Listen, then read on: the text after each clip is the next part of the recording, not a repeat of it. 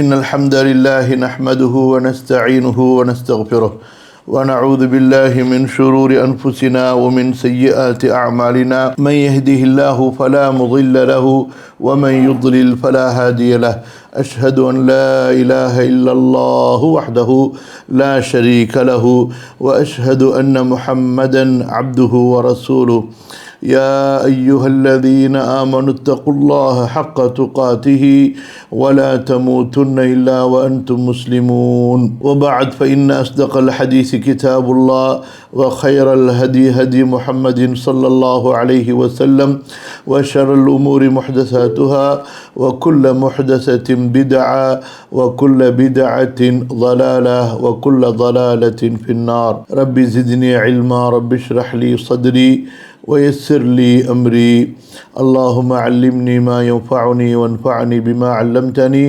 وزدني علما اللهم اغفر لجميع المؤمنين والمؤمنات والمسلمين والمسلمات والعلماء المسلمين وملوكهم وسلاطينهم وجميع من خدم الدين ونصره ونشره ودعا إليه وجاهد في سبيلك حتى أتاهم اليقين لا حول ولا قوة إلا بالله. கண்ணியத்திற்குரிய அல்லாஹ்வின் அடியார்களே, அன்பிற்குரிய சகோதரர்களே சகோதரிகளே, ரசூலுல்லாஹ் ஸல்லல்லாஹு அலைஹி வஅலா ஆலிஹி வஸஹ்பிஹி வஸல்லம் அவர்களின் வாழ்க்கை வரலாறை நாம் தொடர்ந்து அல்ஹம்துலில்லாஹ் படித்து வந்தோம்.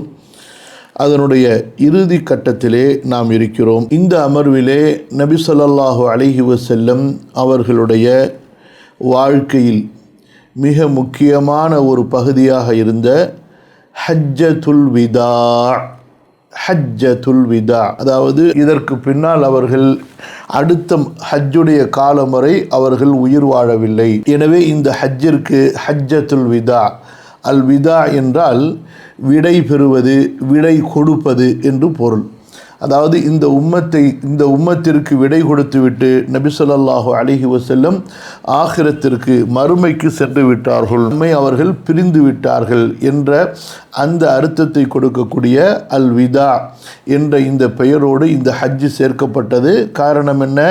நபி ஸல்லல்லாஹு அலைஹி வஸல்லம் அவர்கள் இந்த ஹஜ்ஜுக்கு பின்னால் அவர்கள் அடுத்த ஹஜ்ஜு வரை அவர்கள் உயிர் வாழவில்லை. அல்லாஹு தஆலா அவர்களை அழைத்து கொண்டான். சரி, முதலாவதாக பெரும்பாலும் நம்முடைய பலவீனம் நபி ஸல்லல்லாஹு அலைஹி வஸல்லம் அவர்களுடைய வாழ்க்கையை அறிந்து கொள்வதிலே, கற்றுக்கொள்வதிலே, மார்க்க வணக்க வழிபாடுகளை அவற்றுடைய அடிப்படையான ஆதாரங்களிலிருந்து தெரிந்து கொள்வதிலே நமக்கு இருக்கக்கூடிய ஒரு பலவீனம். இரண்டாவது, இப்போது ஹஜ்ஜுடைய காலமாக இருக்கின்ற காரணத்தினால் பலர் இன்ஷா அல்லாஹ் இந்த ஆண்டோ அல்லது அடுத்த ஆண்டோ ஹஜ்ஜு செய்ய வேண்டும் என்ற ஆர்வத்தில் இருப்பார்கள் அல்லது அதற்கான ஏற்பாட்டில் இருப்பார்கள். சிலருக்கு அப்படிப்பட்ட ஒரு எண்ணம் இல்லை என்றாலும் இன்ஷா அல்லாஹ் அடுத்த ஆண்டு கண்டிப்பாக தான் ஹஜ்ஜுக்கு புறப்பட வேண்டும் என்ற ஆர்வம் ஏற்படுவதற்காக இந்த ஹஜ்ஜுடைய இந்த பாடத்தை நபி ஸல்லல்லாஹு அலைஹி வஸல்லம் அவர்களுடைய இந்த ஹஜ்ஜத்துல் விதா என்ற இந்த ஹஜ்ஜுடைய பாடத்தை இன்ஷா அல்லாஹ் கொஞ்சம் விரிவாகவும் சில தத்துவங்களோடும் நாம் பார்ப்போம். ரசூலுல்லாஹி ஸல்லல்லாஹு அலைஹி வஸல்லம் அவர்களும் அவர்களுக்கு முந்திய நபிமார்களும் எதற்காக அனுப்பப்பட்டார்கள்? அல்லாஹ் ஒருவனை மக்கள் வணங்க வேண்டும், அல்லாஹுடைய சட்டங்களை அவர்கள் இந்த பூமியில் வாழும்போது பின்பற்ற வேண்டும், இதன் பக்கம் மக்களை அழைப்பதற்காக, அல்லாஹுடைய தீனை இந்த பூமியில் நிலைநிறுத்துவதற்காக, அன் அகீமுத்தீன், அல்லாஹுடைய இந்த தௌஹீதுடைய மார்க்கத்தை நீங்கள் நிலைநிறுத்துங்கள் என்ற இந்த இகாமத்துத்தீன் அத்தாவா இலா தௌஹீதில்லா, அல்லாஹ் ஒருவனை மட்டுமே வணங்கி வழிபட வேண்டும் என்ற இந்த தாவாவிற்காக வேண்டி நபி ஸல்லல்லாஹு அலைஹி வஸல்லம் அவர்கள் அனுப்பப்பட்டார்கள். லா இலாஹ இல்லல்லாஹ் முஹம்மதுர் ரசூலுல்லாஹ். எங்கு நபி ஸல்லல்லாஹு அலைஹி வஸல்லம் அவர்கள் தாவா கொடுத்தாலும் முதலாவது அடிப்படை இதுதான், வணக்கத்திற்குரியவன் அல்லாஹுவை தவிர வேறு யாருமில்லை, முஹம்மது ஸல்லல்லாஹு அலைஹி வஸல்லம் அல்லாஹுடைய தூதராக இருக்கிறார்கள் என்பதை ஏற்றுக்கொள்வது. இதன் அடிப்படையில் அவர்கள் தங்களுடைய வாழ்க்கையை அமைத்து கொள்வது. சரியா? ஹைர், மக்காவிலே 13 ஆண்டுகள் மிகப்பெரிய சோதனைகளோடு பல நெருக்கடிகளோடு அவர்கள் வாழ்ந்தார்கள்.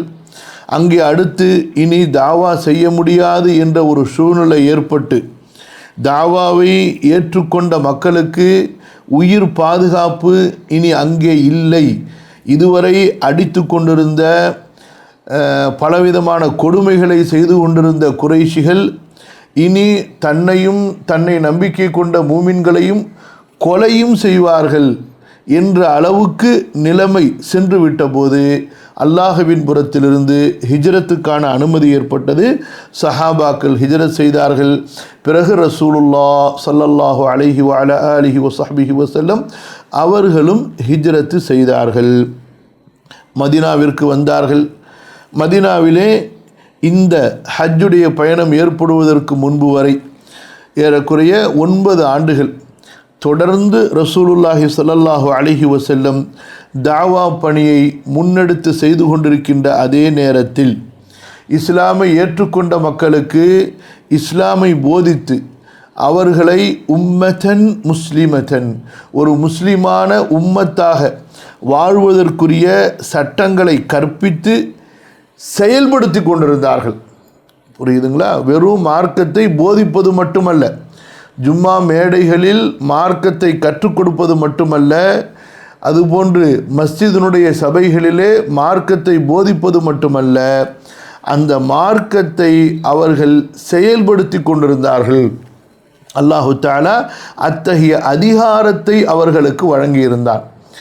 இப்படிப்பட்ட ஒரு பணி தொடர்ந்து கொண்டிருக்கும் பொழுது தங்களது மதீனா அந்த சமூகத்தின் மீது எதிரிகள் சூழ்ச்சிகளையும் சதிகளையும் செய்து முஸ்லிம் நாடாக உருவெடுக்கக்கூடிய அந்த மதீனாவையும் மதீனாவில் இருக்கக்கூடிய மக்களையும் அழிக்க வேண்டும் என்ற திட்டங்களை தீட்டி அந்த எதிரிகள் போர் தொடுத்து வரும் பொழுது அவர்களையும் எதிர்கொண்டு ஒரு இராணுவ பலத்தோடு ஒரு சமூகத்தை கட்டமைத்து அடுத்து கியாம நாள் வரை வரக்கூடிய முஸ்லிம் சமுதாயம் தங்களுடைய மார்க்கத்திலும் அதுபோன்று உலக அரசியலிலும் அவர்கள் எப்படி தங்களை வழிநடத்த வேண்டும், தங்களது சமுதாயத்தை வரக்கூடிய தலைமுறையை வழிநடத்த வேண்டும், இந்த தீனையும் தங்களது இருப்பையும் எப்படி பாதுகாத்து கொள்ள வேண்டும் என்பதையெல்லாம் ரசூலுல்லாஹி ஸல்லல்லாஹு அலைஹி வஸல்லம் அவர்கள் வழிகாட்டி கொடுத்தார்கள்.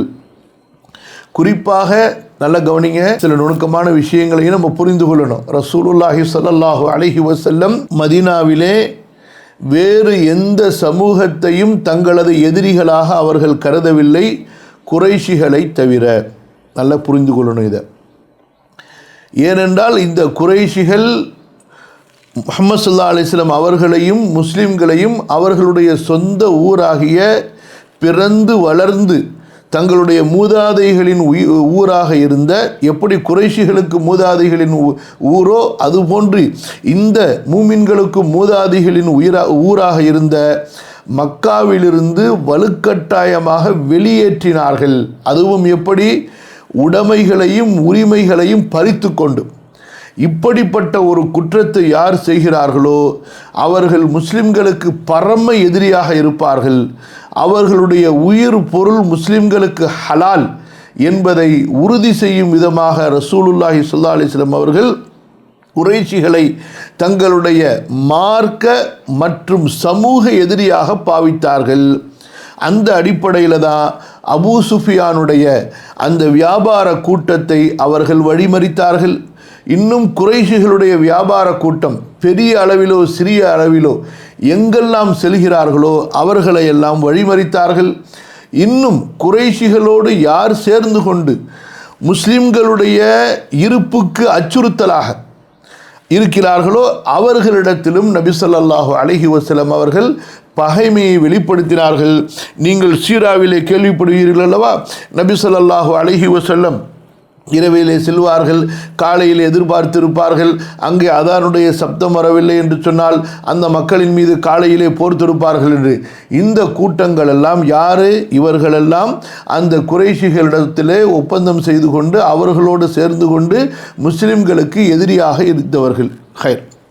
இப்போ விஷயத்துக்கு வருவோம். இந்த 8 வரைக்கும், அதாவது மக்கா வெற்றி கொள்ளப்படுகிற வரை நபி ஸல்லல்லாஹு அலைஹி வஸல்லம் அவர்கள் இத்தகைய மிகப்பெரிய ஒரு பணிகளுக்கு முன்னால் அவர்கள் இருந்தார்கள். ஒரு பணி என்ன? மக்களுக்கு அவ்வப்போது இறக்கப்படக்கூடிய வஹியை கற்றுக் கொடுப்பது, மார்க்கத்தை அவர்களுக்கு போதிப்பது, இறக்கப்பட்ட மார்க்கத்தை, அல்லாஹ்வினால் வழங்கப்பட்ட சட்டங்களை அவர்களுக்கு செயல்படுத்தி ஒரு முஸ்லிம் உம்மத் தொழுகையை பேணுவதோடு வியாபாரத்தை எப்படி செய்ய வேண்டும், அவர்கள் ஜக்காத்தை பேணுவதோடு திருமணங்களை எப்படி செய்ய வேண்டும், இப்படியாக வணக்க வழிபாடுகள் ஒரு பக்கம், சமூக பொருளாதார சட்டங்கள் ஒரு பக்கம் நாட்டுக்கு தேவையான அரசியல் அமைப்பு, இப்படியாக அனைத்தையும் அவர்கள் அந்த உம்மத்துக்கு கற்றுக் கொடுத்து, அதாவது கியாம நாள் வரை வரக்கூடிய ஒரு சமுதாயமாக வாழ்வதற்கும் சமுதாயத்தை வழிநடத்துவதற்குமான ஒரு அந்த அமைப்பை ரசூலுல்லாஹி ஸல்லல்லாஹு அலைஹி வஸல்லம் உருவாக்கி கொண்டிருந்தார்கள். அல்ஹம்துலில்லாஹ், இந்த ஒரு பலமான சமுதாயம் மக்கா வெற்றி கொண்ட போது அல்ஹம்துலில்லாஹ் அதற்கு பின்னால் இனி முஸ்லிம்களை எதிர்க்கக்கூடியவர்கள் இல்லை. யாரில்? அரபியர்களில். இனி அடுத்து அரபிய தீபகற்பத்தோடு ஒட்டி இருக்கக்கூடிய கிறிஸ்தவ சமுதாயம், அவர்களுக்கான ஏற்பாடையும் ரசூலுல்லாஹி ஸல்லல்லாஹு அலைஹி வஸல்லம் அவர்கள் செய்து வைத்தார்கள். உசாமாவுடைய தலைமையிலே ஒரு படையை ஏற்பாடு செய்தார்கள். இப்படிப்பட்ட ஒரு சூழ்நிலையை நபி ஸல்லல்லாஹு அலைஹி வஸல்லம் உருவாக்கிய போது அல்ஹம்துலில்லாஹ், எப்போது ஒரு நபியினுடைய தாவா பணி பூரணமாகுமோ, ஒரு நபியினுடைய தாவா பணி பூரணமாகுமோ, அல்ஹம்துலில்லாஹ் அவர் அல்லாஹுவின் பக்கம் அல்லாஹுடைய அழைப்பை ஏற்று செல்வதற்கான நேரம் வந்துவிட்டது என்ற அறிகுறியும் அந்த நபிமார்களுக்கு உணர்த்தப்பட்டுவிடும். அல்லாஹுடைய தூதர் ஸல்லல்லாஹு அலைஹி வஸல்லம் அவர்களுக்கும் இத்தகைய ஒரு உணர்த்தல் ஏற்பட்டது. நபி ஸல்லல்லாஹு அலைஹி வஸல்லம் அவர்கள் தாங்கள் இனி மறுமையை நோக்கிய பயணத்திற்கு தயாராகிவிட வேண்டியதுதான், அல்லாஹுவின் அழைப்பை ஏற்கக்கூடிய அந்த ஒரு தருணத்திற்கு நாம் வந்துவிட்டோம் என்பதை நபி ஸல்லல்லாஹு அலைஹி வஸல்லம் உணர்ந்தார்கள், தங்களது தோழர்களுக்கு உணர்த்தினார்கள். அல்லாஹு அக்பர். புரியுதுங்களா? அல்லாஹுடைய தூதர் ஸல்லல்லாஹு அலைஹி வஸல்லம் தானும் அதை உணர்ந்ததோடு தங்களது தோழர்களுக்கும் தங்களது பிரிவை பற்றிய அந்த உணர்வை கொண்டு வந்தார்கள். அதற்கு பல காரணம். ஒன்று என்ன? அதாவது நபி ஸல்லல்லாஹு அலைஹி வஸல்லம் அவர்களிடத்திலிருந்து இந்த சமுதாயம் உம்மா முஹம்மதியா மார்க்கத்தை கற்றுக்கொள்ள வேண்டும். நபி ஸல்லல்லாஹு அலைஹி வஸல்லம் அவர்கள் பிரிந்து விட்டாலும், அவர்கள் இறந்து விட்டாலும், இந்த உலகத்தை விட்டு சென்று விட்டாலும் இந்த மார்க்கம் நிலையானது. இந்த மார்க்கத்திற்காக வாழ்ந்து இந்த மார்க்கத்தை பரப்புவது, இந்த மார்க்கத்திற்காக போர் செய்வது, இதிலே நாம் நிலைத்திருக்க வேண்டும் என்ற அந்த ஈமானிய உறுதியை கொடுக்க வேண்டும் என்பதற்காக அல்லாஹுடைய தூதர் ஸல்லல்லாஹு அலைஹி வஸல்லம் இத்தகைய ஏற்பாடுகளை செய்தார்கள். இப்போ அது வரைக்கும் உண்டான அந்த சில விஷயங்களை படிப்போம். இதில் குறிப்பாக ரசூலுல்லாஹி ஸல்லல்லாஹு அலைஹி வஸல்லம் அவர்கள் இப்படிப்பட்ட இந்த செய்திகளை, அறிவிப்புகளை செய்தார்கள் என்பதற்கு ஒரு உதாரணமாக முஆத் ரலியல்லாஹு அன்ஹு அவர்களை நபி ஸல்லல்லாஹு அலைஹி வஸல்லம் அவர்கள் யமன் நாட்டுக்கு கவர்னராக அனுப்பும் பொழுது முஆதின் மீது ரசூல் ஸல்லல்லாஹு அலைஹி வஸல்லம் அவர்கள் ரொம்ப பிரியம் வைத்திருந்தார்கள், ரொம்ப ஒரு பாசம் வைத்திருந்தார்கள். பொதுவாகவே ரசூலுல்லாஹ் ஸல்லல்லாஹு அலைஹி வஸல்லம் தங்களது தோழர்கள் மீது, நண்பர்கள் மீது, மனைவிகள் மீது, பிள்ளைகள் மீது, குடும்பத்தார் மீது ஒரு பாசத்தோடு அவர்கள் வாழ்ந்தார்கள், ஒரு அன்போடு பிரியத்தோடு ஈடுபாட்டோடு வாழ்ந்தார்கள். அதாவது எப்படி அல்லாஹுவின் மீது ஒரு ஒப்பிட முடியாத நிகரற்ற அன்பை அல்லாஹுடைய தூதர் ஸல்லல்லாஹு அலைஹி வஸல்லம் வைத்திருந்தார்களோ, அதே போன்று இந்த உம்மத்தின் மீது, இந்த உம்மத்தில் உள்ள சஹாபாக்கள், உறவு, இரத்த உறவுகள், குடும்பத்தார்கள், பிள்ளைகள், தங்களோடு அண்டி வாழ்ந்த மவாலி, அதாவது தங்களுடைய அடிமைகள், இப்படியாக எல்லோரின் மீதும் ஒரு பாசம் வைத்திருந்தார்கள். அன்சாரிகளின் மீது ஒரு விசேஷமான பாசம் வைத்திருந்தார்கள். அதை வெளிப்படுத்தும் விதமாகத்தான் முஆத் ரலியல்லாஹு அன்ஹு அவர்களை பார்த்து ரசூலுல்லாஹி ஸல்லல்லாஹு அலைஹி வஸல்லம் சொன்னார்கள், முஆதே, அதாவது இந்த ஆண்டிற்கு பிறகு நீ என்னை சந்திக்காமல் போகலாம். லஅல்லக லா தல்கானி பஅத ஆமி ஹாதா, எனது பள்ளிக்கும் எனது கபருக்கும் இடையிலே நீ கடந்து செல்வாய். இப்படிப்பட்ட ஒரு, அதாவது மரணத்தினுடைய அறிவிப்பை, அடுத்த ஆண்டு வரை தாம் வாழ மாட்டோம், அதற்கான உறுதி இல்லை என்பதை முஆத் ரலியல்லாஹு அன்ஹு அவர்களுக்கு ரசூலுல்லாஹி ஸல்லல்லாஹு அலைஹி வஸல்லம் உணர்த்தினார்கள். சரியா? இப்போ பாருங்கள், அதாவது இன்ஷா அல்லாஹ் 28வது பாடத்தை படிக்க போகிறோம். இன்ஷா அல்லாஹ் விரிவாக ரொம்ப, அதாவது இந்த இடத்துல இந்த கிதாபில் இது சுருக்கமாக சொல்லப்பட்டிருந்தாலும் நமக்கு முன்னாடி ஒரு விரிவான ஒரு புத்தகம் இருக்குது. ஹஜ்ஜத்துல் விதாவுடைய அந்த விரிவான பயணத்தை பாடத்தை நாம் படிப்பதற்காக 28வது பாடம் 167வது பக்கம். அழைப்பு பணிகள் நிறைவுற்றன, இறை தூது உலகின் முன் வைக்கப்பட்டது. லா இலாஹ இல்லல்லாஹ் முஹம்மதுர் ரசூலுல்லாஹ், வணக்கத்திற்குரியவன் அல்லாஹுவை தவிர வேறு இறைவனில்லை, முஹம்மது நபி ஸல்லல்லாஹு அலைஹி வஸல்லம் அல்லாஹுடைய தூதராக இருக்கிறார்கள் என்ற அஸ்திவாரத்தின் மீது புதிய சமூகம் செம்மையாக அமைந்தது. அல்லாஹ் அக்பர். புரியுதா? அந்த செம்மையாகங்கிற வார்த்தை இருக்குது, ரொம்ப நம்ம கவனமாக படிக்க வேண்டியது, புரிய வேண்டியது. இப்போ நாம் எப்படிப்பட்ட ஒரு முஸ்லீம் சமுதாயமாக இருக்கிறோம்? லா இலாஹ இல்லல்லாஹுவை சொல்லக்கூடிய சமுதாயமாக இருக்கிறோம். லா இலாஹ இல்லல்லாஹுவை வைத்து பிழைப்பு நடத்தக்கூடிய சமுதாயமாக இருக்கிறோம். லா இலாஹ இல்லல்லாஹுவிற்காக வேண்டி உழைக்கக்கூடிய, இதை பரப்பக்கூடிய, இதன் பக்கம் மக்களை அழைக்கக்கூடிய, இதை இந்த பூமியிலே நிலைநிறுத்தக்கூடிய சமுதாயமாக இருக்கிறோம் என்றால் அல்லாஹ் அக்பர், இல்லா மாஷா அல்லாஹ். உலகத்தில் எங்கேயாவது மூலையில் யாராவது சில நல்லவர்கள் இருக்கலாம். பெரும்பாலான உம்மத் இந்த பணியை விட்டு அவர்கள் உலகத்தின் பக்கம் திரும்பிவிட்டார்கள்.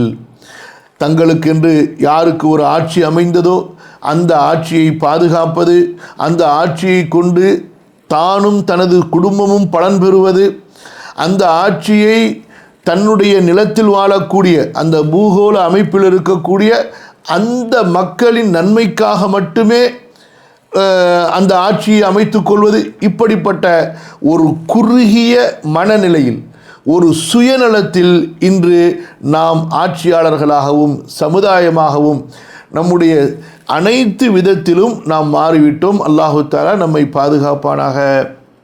புரியுதுங்களா? லா இலாஹ இல்லா அன்த சுப்ஹானக இன்னி குன்து மினல் ஸாலிமீன். இந்த காசா பிரச்சனையை கொண்டு அல்லாஹ் சுப்ஹானஹு வ தஆலா ஒட்டுமொத்த உம்மத்தையும் சோதிக்கிறான். அதாவது இதுவரைக்கும் வெளிப்படையாக தான் உண்டு, தனது நாடு உண்டு, தனது அரசாங்கம் உண்டு, தனது வேலை உண்டு, நான் வளமாக இருக்கிறேனா, அதற்கு அடுத்தபடியாக ஏதோ என்னுடைய நாட்டு மக்களும் வளமாக இருக்கிறார்களா என்ற அளவுக்கு மட்டுமே முஸ்லிம்கள் வெளிப்படையாக இருந்தார்களே. இப்போது இவர்களுடைய உள்ளமும் இப்படித்தான் இருக்கிறதா, இவர்களுடைய கல்பும் இப்படித்தான் இருக்கிறதா என்று இந்த காசா பாலஸ்தீன இந்த யுத்தத்தை கொண்டு அல்லாஹு தஆலா சோதிக்கிறான். புரியுதுங்களா? இதில் யார் எந்த அளவுக்கு இந்த முஸ்லிம் உம்மத்துடைய வெற்றியில் பங்களிப்பு செய்கிறார்களோ, எந்த அளவுக்கு அவர்களுடைய சக்திக்கு உட்பட்ட அளவிற்கு, லா யுகல்லிஃபுல்லாஹு நஃப்ஸன் இல்லா உஸாஹா, அவங்க ஏதோ நாளைக்கு மறுமையில் அதுவும் பல விசாரணைக்கு பிறகு தான் தப்பிக்க வாய்ப்பு இருக்குது. எல்லா விதமான சூழ்நிலைகளும் இருந்து இதற்கு யார் ஆதரவு தெரிவிக்கவில்லையோ, இதற்கான, அதாவது அந்த நிலத்தை மஸ்ஜிதுல் அக்ஸாவை மீட்டுவதற்கான அந்த பணிகளை செய்யவில்லையோ, அதற்காக தனது உயிரை பொருளை தியாகம் செய்யவில்லையோ, கண்டிப்பாக அவர்கள் ஒவ்வொருவரும் நாளை மறுமையிலே அல்லாஹ்விடத்திலே விசாரிக்கப்படுவார்கள். ரசூலுல்லாஹி ஸல்லல்லாஹு அலைஹி வஸல்லம் அவர்களுடைய காலத்திலே குர்ஆனிலே இறக்கப்பட்ட அத்தனை வசனங்களும் அவர்களுக்கு பொருந்தும். அல்லாஹு தஆலா நம் அனைவரையும் மறுமையினுடைய அந்த கடின விசாரணையிலிருந்து பாதுகாப்பானாக, மன்னிப்பானாக, நேர்வழியை அல்லாஹு தஆலா நமக்கு காட்டுவானாக. ஆமீன். முஸ்லிம்களுக்கு கண்ணியத்தையும் அவர்களுடைய ஆட்சி அதிகாரத்தையும் இந்த மார்க்கத்தையும் நிலைநிறுத்தி தரக்கூடிய நல்ல மார்க்க ஆட்சியாளர்களை அல்லாஹு தஆலா ஏற்படுத்தி கொடுப்பானாக. ஆமீன். சரி, விஷயத்துக்கு வாங்க. அந்த வார்த்தையை புரியணும், அதுக்காக வேண்டிதான் நம்ம இந்த விஷயத்தை சொன்னோம். செம்மையாக அமைந்தது. புரியுதுங்களா? எப்படி அபூபக்கர் ரலியல்லாஹு அன்ஹு என்ன சொல்கிறார்கள் பாருங்கள். அதாவது ரசூல் ஸல்லல்லாஹு அலைஹி வஸல்லம் இறந்துட்டாங்க. உசாமாவுடைய படை மதீனாவுக்கு வெளியில் சென்றது. நபி ஸல்லல்லாஹு அலைஹி வஸல்லம் அவர்களுடைய அந்த இறுதி நேரம் நெருங்கி அவர்கள் மரண வேதனையை அனுபவிக்கிறார்கள் என்பதை கேள்விப்பட்ட உடனேயே உசாமா ரலியல்லாஹு அன்ஹு அவர்கள் தங்களது படையை நிறுத்திடுறாங்க. ரசூலுல்லாவுக்கு என்ன ஆகுது என்பதை பார்த்து கொண்டு பயணத்தை தொடர்வோம் என்பதாக மதீனா முழுக்க மிகப்பெரிய ஒரு அடுத்து என்ன நடக்கப் போகிறது, ரசூல் ஸல்லல்லாஹு அலைஹி வஸல்லம் அவர்கள் மீது அவர்கள் வைத்திருந்த பாசம் அவ்வளவு பெரிய ஒரு அன்பு பாசம். இப்படிப்பட்ட ஒரு நிலை இருக்கும் பொழுது நபி ஸல்லல்லாஹு அலைஹி வஸல்லம் அவர்களுடைய மரண செய்தி வருகிறது. அடுத்து யார் நபியுடைய பிரதிநிதியாக இருந்து இந்த உம்மத்தை வழிநடத்துவது என்ற அங்கே ஹிலாஃபத்துடைய பிரச்சனை. உடனே அபூபக்கர் ரலியல்லாஹு அன்ஹு அவர்கள் அதற்குரிய நேரத்திலே கலீஃபாவாக ஆக்கப்படுகிறார்கள். அந்த நேரத்தில் இப்போ என்ன செய்கிறது? பல சஹாபாக்களுடைய ஆலோசனை என்ன? உசாமாவுடைய படையை நிறுத்திவிடுவோம், உசாமாவுடைய படையை நிறுத்திடுவோம். ஏன் நிறுத்திடுவோம்? மதீனாவை சுற்றி இஸ்லாமை ஏற்றுக்கொண்ட கிராம அரபிகள் முஹம்மதே மரணித்து விட்டார், இனி இந்த மார்க்கத்திற்கு என்ன ஒரு உறுதியான நிலைப்பாடு இருக்கப் போகிறது என்பதாக தங்களது பழைய மதத்திற்கு திரும்பக்கூடிய ஒரு நிலையிலே சென்று விட்டார்கள். மதீனாவை சுற்றி இருக்கக்கூடிய எதிரிகள் அவர்கள் இந்த மதீனாவின் மீது படையெடுக்கலாம் என்ற ஒரு ஆபத்தான நிலை, பலவிதமான குழப்பங்கள் அங்கே சூழ்ந்து கொண்ட போது உசாமாவுடைய படையை மதீனாவை பாதுகாப்பதற்கு வைத்துக்கொள்வோம், அனுப்ப வேண்டாம் என்ற ஒரு ஆலோசனையை அங்கே அபூபக்கர் ரலியல்லாஹு அன்ஹு கலீஃபத்து ரசூலில்லாஹ் ஸல்லல்லாஹு அலைஹி வஸல்லம் அவர்களின் முன்னால் வைக்கப்பட்ட போது ஒரே வார்த்தை சொன்னார்கள், எந்த படையை ரசூலுல்லாஹ் ஸல்லல்லாஹு அலைஹி வஸல்லம் புறப்படச் செய்தார்களோ அந்த படையை ஒருபோதும் நான் நிறுத்த மாட்டேன். அப்போ இதன் மூலமாக எந்த மார்க்கத்தை ரசூலுல்லாஹி ஸல்லல்லாஹு அலைஹி வஸல்லம் நிறுவினார்களோ அந்த மார்க்கத்தை நான் ஓங்கச் செய்வேனே தவிர அதிலிருந்து ஒரு கட்டளையை கூட எத்தகைய ஒரு ஆபத்தான நிலையிலும் சரி நான் அந்த கட்டளையை பின்வாங்க மாட்டேன், அந்த கட்டளையை செயல்படுத்துவதிலே தயங்க மாட்டேன். அது மட்டுமா சொன்னார்கள், அவயங்குசுத்தீனு அபூபக்கரின் ஹய்யுன், அபூபக்கர் உயிராக இருக்கும்போது இந்த மார்க்கத்திலே குறை ஏற்படுமா? இந்த மதீனாவுடைய மக்கள் கொல்லப்பட்டாலும் சரி, அது எப்படி உஹது போரில் ரசூல் ஸல்லல்லாஹு அலைஹி வஸல்லம் சொன்னார்கள், எங்களை அடக்கம் செய்வதற்கே யாரும் இல்லை என்றாலும் சரி ரசூலுல்லாஹ் ஸல்லல்லாஹு அலைஹி வஸல்லம் அனுப்பிய படையை நான் அனுப்பியே தீருவேன் என்று உசாமாவுடைய படையை மதீனாவிலிருந்து புறப்படச் செய்தார்கள். புரியுதுங்களா? ஆக இப்படிப்பட்ட ஒரு மன வலிமை மிக்க ஒரு மிகப்பெரிய ஒரு ஹலீஃபாவை ரசூலுல்லாஹி ஸல்லல்லாஹு அலைஹி வஸல்லம் இந்த உம்மத்திற்கு விட்டு சென்றார்கள். அடுத்து உமர் அவர்கள், அடுத்து உஸ்மான் அவர்கள், அடுத்து அலி அவர்கள் எப்படி ரசூலுல்லாஹ் ஸல்லல்லாஹு அலைஹி வஸல்லம் அவர்களுடைய வாழ்க்கையிலே இந்த உம்மத்தை வழிநடத்துவதற்கான வழிகாட்டுதல் இருக்கிறதோ அதுபோன்று கியாம நாள் வரை வரக்கூடிய முஸ்லிம் சமுதாயத்திற்கு, அந்த சமுதாயத்தில் இருக்கக்கூடிய ஆட்சியாளர்களுக்கு, பொதுமக்களுக்கு, செல்வந்தர்களுக்கு, அதிகாரிகளுக்கு எல்லோருக்கும், அதாவது ரசூலுல்லாஹி ஸல்லல்லாஹு அலைஹி வஸல்லம் அவர்களுக்கு பின்னால் வந்த 4 அந்த ஹலீஃபாக்களுடைய வாழ்க்கையிலே அழகிய முன்மாதிரி இருக்கிறது. எத்தகைய அச்சுறுத்தல் வந்தாலும், எத்தகைய ஆபத்தான நிலைகள் ஏற்பட்டாலும் சரி, செல்வ நிலை ஏற்பட்டாலும் சரி, போர்களால் இந்த சமுதாயம் சூழப்பட்டாலும் சரி, எதிரிகளால் சூழப்பட்டாலும் சரி, மிகப்பெரிய ஆயுத பலத்தை கொண்டு, படை பலத்தை கொண்டு, எண்ணிக்கையால், வலிமையால், இப்படி எத்தகைய ஒரு படைகளை கொண்டு இந்த சமுதாயம் சூழப்பட்டாலும் சரி, எப்படி இந்த சமுதாயம் நடந்து கொள்ள வேண்டும் என்பதற்கான அழகிய வழிகாட்டுதல்களை இந்த சமுதாயத்திற்கு கொடுத்து சென்ற 4 ஹலீஃபாக்களை அல்லாஹுடைய தூதர் ஸல்லல்லாஹு அலைஹி வஸல்லம் விட்டு சென்றார்கள். இந்த 4 கலீஃபாக்கள் தீனையும் நிலைநிறுத்தினார்கள், உம்மத்தையும் பாதுகாத்தார்கள், மக்களுக்கு தீனையும் வழிநடத்தினார்கள், மக்களுடைய அரசியலையும் வழிநடத்தினார்கள். ஆகவே யார் ஒருவர் இனி இந்த மார்க்கத்திலே எனக்கு தீன் போதும், அரசியலிலே இந்த மார்க்கம் தேவையில்லை என்று சொல்வாரோ அவர் பாதி ஈமானிலே இருக்கிறார், பாதி குஃப்ரிலே இருக்கிறார். யார் எனக்கு இபாதத்து போதும், அல்லாஹுடைய பொருளாதார, குடும்பவியல், சமூக சட்டங்கள் இவற்றையெல்லாம் நான் மேற்கத்தியர்களிடமிருந்து எடுத்துக்கொள்கிறேன் என்று சொல்வாரோ அவரும் பாதி இறை நிராகரிப்பிலே இருக்கிறார். அல்லாஹ் பாதுகாப்பானாக. அல்லாஹ்வுடைய சட்டங்களை தவிர வேறு சட்டங்களை அவர் திருப்தி கொள்வாரேயானால் அல்லாஹ் பாதுகாக்க வேண்டும். அவர் ரதீது பில்லாஹி ரப்பன் வ பில் இஸ்லாமி தீனன் வ பி முஹம்மதிர் ரசூலா, என்ற அந்த சொல்லிலே பொய்யராக இருக்கிறார், நயவஞ்சகராக இருக்கிறார். அல்யௌம அக்மல்து லக்கும் தீனக்கும் வ அத்மம்து அலைக்கும் நிஅமதி வ ரதீது லக்குமுல் இஸ்லாம தீனா. அல்லாஹ் தஆலா இஸ்லாமை மார்க்கமாக ஏற்றுக்கொண்டான் என்று அல்லாஹ் ரப்புல் ஆலமீன் சொல்லும் பொழுது, இஸ்லாமை அல்லாஹ் தஆலா நமக்கு மார்க்கமாக ஏற்றுக்கொண்டான், பொருந்தி கொண்டான், இதை கொண்டுதான் அல்லாஹ் நம்மிருந்து சந்தோஷப்படுவான் என்று அல்லாஹ் சொல்லும் பொழுது, அந்த இஸ்லாமை குறிப்பிட்ட ஒரு இடமாகிய மஸ்ஜிதிற்கு மட்டும் ஒதுக்கிவிட்டு தங்களுடைய ஆட்சிகளில், அதிகாரங்களில், தங்களுடைய நீதிமன்றங்களில், தங்களுடைய பாராளுமன்றங்களில் இந்த தீனை அவர்கள் கொண்டு வரவில்லை என்றால் அவர்கள் யா அய்யுஹல்லதீன ஆமனு துகுலு ஃபிஸ்ஸில்மி காஃபா, மூமின்களே இஸ்லாமிய மார்க்கத்திற்குள் முழுமையாக நுழைந்து விடுங்கள் என்ற அல்லாஹ்வுடைய கட்டளையை அவர்கள் செயல்படுத்தவில்லை. அல்லாஹ் பாதுகாக்கணும். ரொம்ப ஒரு ஆபத்தான நிலை, புரியுதுங்களா? நாம் ரொம்ப லேசாக எடுத்துக்கொண்டோம், நாம் இதை ரொம்ப லேசாக எடுத்துக்கொண்டோம். ஆனால் இது எவ்வளவு ஒரு கடுமையானது, அல்லாஹ்விடத்தில் கோபத்தால் எவ்வளவு அதாவது ரொம்ப கடுமையானது என்பதை நாம் புரிந்து கொள்ள வேண்டும். ஆனால் இந்த உம்மத்து இதை பற்றி இன்று சிந்திப்பதையே விட்டுவிட்டது. அந்த அளவுக்கு அவர்கள் தங்களுடைய உலக காரியங்களிலே மூழ்கி இருக்கிறார்கள். இந்த விஷயத்தை நல்ல மனசில் பதிய வைத்துக் கொள்ளுங்கள். எதுவரை அந்த பரிபூரணமான இஸ்லாமின் பக்கம் நாம் திரும்புகிறோமோ அப்போதுதான் அல்லாஹு தஆலாவுடைய முழுமையான அந்த அன்பிற்கு, பிரியத்திற்கு நாம் உரியவர்களாக ஆகுவோம். அதற்கான துஆ இருக்க வேண்டும், அதற்கான தேடல் இருக்க வேண்டும்.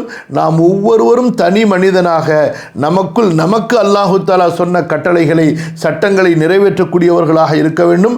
அதன் மூலமாக கண்டிப்பாக அல்லாஹு தஆலா ஒரு சமூகத்தை நமக்கு மீண்டும் கட்டமைத்து கொடுப்பான். இத்தருணத்தில் நபி ஸல்லல்லாஹு அலைஹி வஸல்லம் அவர்களின் உள்மனம் தாம் உலகில் இருக்கும் காலங்கள் சொற்பமே என்ற மெல்லிய ஒளிகீற்றை ஒலித்துக் கொண்டிருந்தது. ஆம், அவ்வாறுதான் நபி ஸல்லல்லாஹு அலைஹி வஸல்லம் ஹிஜ்ரி 10ஆம் ஆண்டு யமன் தேசத்துக்கு முஆத் ரலியல்லாஹு அன்ஹு அவர்களை வழி அனுப்பும்போது கூறினார்கள், அநேகமாக இந்த ஆண்டிற்கு பின் என்னை சந்திக்க மாட்டாய் முஆதே, இந்த பள்ளிக்கும் என் மன்னரைக்கும் அருகில்தான் நீ செல்வாய். நபி ஸல்லல்லாஹு அலைஹி வஸல்லம் அவர்களின் இந்த சொற்களால் நபி ஸல்லல்லாஹு அலைஹி வஸல்லம் அவர்களை நாம் பிரிய போகிறோம் என்ற வருத்தத்தால் முஆத் ரலியல்லாஹு அன்ஹு அவர்கள் கண் கலங்கினார்கள். அல்லாஹ் தன் தூதருக்கு அவர்கள் செய்த அழைப்பு பணியின் பலன்களை காட்ட நாடிவிட்டான். அதாவது ஆகிரத்தில் வலசௌஃப யுஅதீக ரப்புக ஃபதர்தா, இந்த அழைப்பு பணிக்காகவே 20 ஆண்டுகளுக்கு மேலாக பல வகை சிரமங்களை சந்தித்தார்கள். இதுதான் நம்ம இந்த பாடத்துடைய இன்றைய அமர்வனுடைய முன்னுரையில் உங்களுக்கு சுருக்கமாக மக்கா வாழ்க்கையை பற்றியும் மதீனா வாழ்க்கையை பற்றி சொன்னோம். ரசூலுல்லாஹி ஸல்லல்லாஹு அலைஹி வஸல்லம் அவர்கள் சிரமங்களுக்கு மத்தியிலேயே வாழ்ந்தார்கள். இன்றைக்கு உலகத்தில் நாம் படக்கூடிய சிரமம் என்ன? நம்முடைய வயிற்றுக்காக படக்கூடிய சிரமம், நம்முடைய வாழ்வாதாரம். ஒரு நாட்டுக்கு போயிட்டோமா, அந்த நாட்டில் நம்முடைய வேலை வாய்ப்பு என்ன ஆகும், அந்த நாட்டில் நமக்கு சிட்டிசன்ஷிப்பு கிடைக்குமா, பிஆர் கிடைக்குமா, நம்முடைய எம்ப்ளாய்மெண்ட்டு நீடிச்சிருக்குமா, அடுத்து நம்ம என்ன செய்வோம், இந்த ஊரில் நம்முடைய பிள்ளைங்களுக்கு அடுத்து படிப்பு என்ன, இது எல்லாமே இது தப்பு கிடையாது. ஒரு மூமின் தன்னுடைய பொருளாதாரத்தை, வாழ்வாதாரத்தை பற்றி சிந்திப்பதில் எந்த தவறுமே கிடையாது. ஆனால் அதுதான் நம்முடைய வாழ்க்கையாக ஆகிவிட்டது. அல்லாஹ் தஆலா எப்படி சொல்கிறான், ஃபஅரிض அம்மன் தவல்லா அன் ذிக்ரினா வலம் யுரிது இல்லல் ஹயாத்தத் துன்யா ذلك மப்லகுஹும் மினல் இல்ம். நபியே, நீங்கள் புறக்கணித்து விடுங்கள். யார் குர்ஆனை புறக்கணித்தாரோ, நமது நினைவூட்டல் திக்ர் குர்ஆனை புறக்கணித்தாரோ, அவருடைய நோக்கமெல்லாம் உலகமாக இருக்கிறதோ, அவருடைய கல்வியெல்லாம் உலகமாக இருக்கிறதோ, அவர்களை நீங்கள் புறக்கணித்து விடுங்கள்.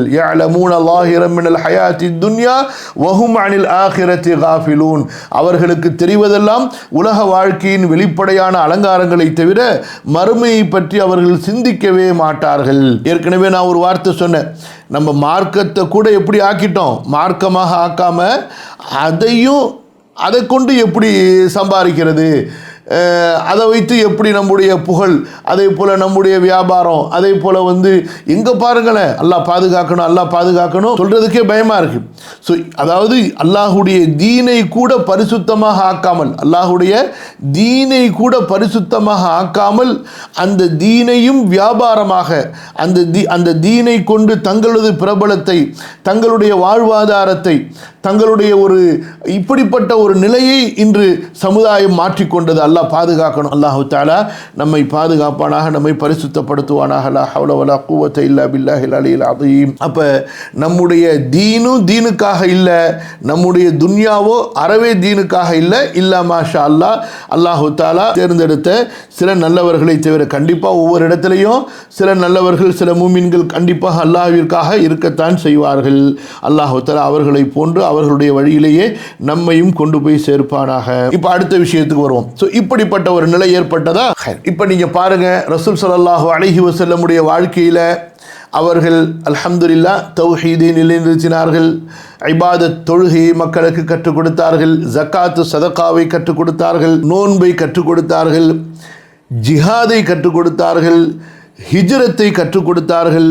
இப்படியாக மார்க்கத்தினுடைய ஒவ்வொரு சிறிய பெரிய அம்சங்களையும், தண்ணீர் குடிப்பதிலிருந்து, சுய தேவையை நிறைவேற்றுவதிலிருந்து, திருமணத்திலிருந்து, அதுபோன்று குழந்தைகளை வளர்ப்பதிலிருந்து எல்லா விஷயங்களையும் நுணுக்கமாக அணுவாக ரசூலுல்லாஹ் ஸல்லல்லாஹு அலைஹி வஸல்லம் கற்பித்து விட்டார்கள். இப்போ நபி ஸல்லல்லாஹு அலைஹி வஸல்லம் அவங்களுடைய வாழ்க்கையில் இந்த உம்மத்துக்கு கற்பித்து கொடுக்க வேண்டும் என்றால் அங்கே இருந்தது ஒரே ஒரு இபாதத்து தான். அதுதான் ஹஜ் என்ற இபாதத்.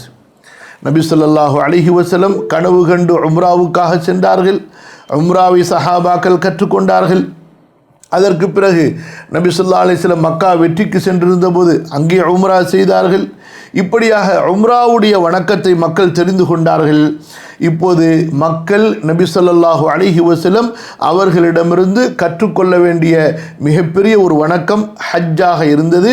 அல்லாஹுடைய தூதர் ஸல்லல்லாஹு அலைஹி வஸல்லம் நிறைவேற்ற வேண்டிய கடமைகளில் இந்த ஹஜ்ஜும் ஒரு கடமையாக மீதம் இருந்தது. அல்லாஹ் சுப்ஹானஹு வ தஆலா அதை நிறைவேற்றுவதற்கான வாய்ப்பாக ரசூலுல்லாஹி ஸல்லல்லாஹு அலைஹி வஸல்லம் அவர்களுடைய இந்த இறுதி பகுதியை ஏற்படுத்தி கொடுத்தான்.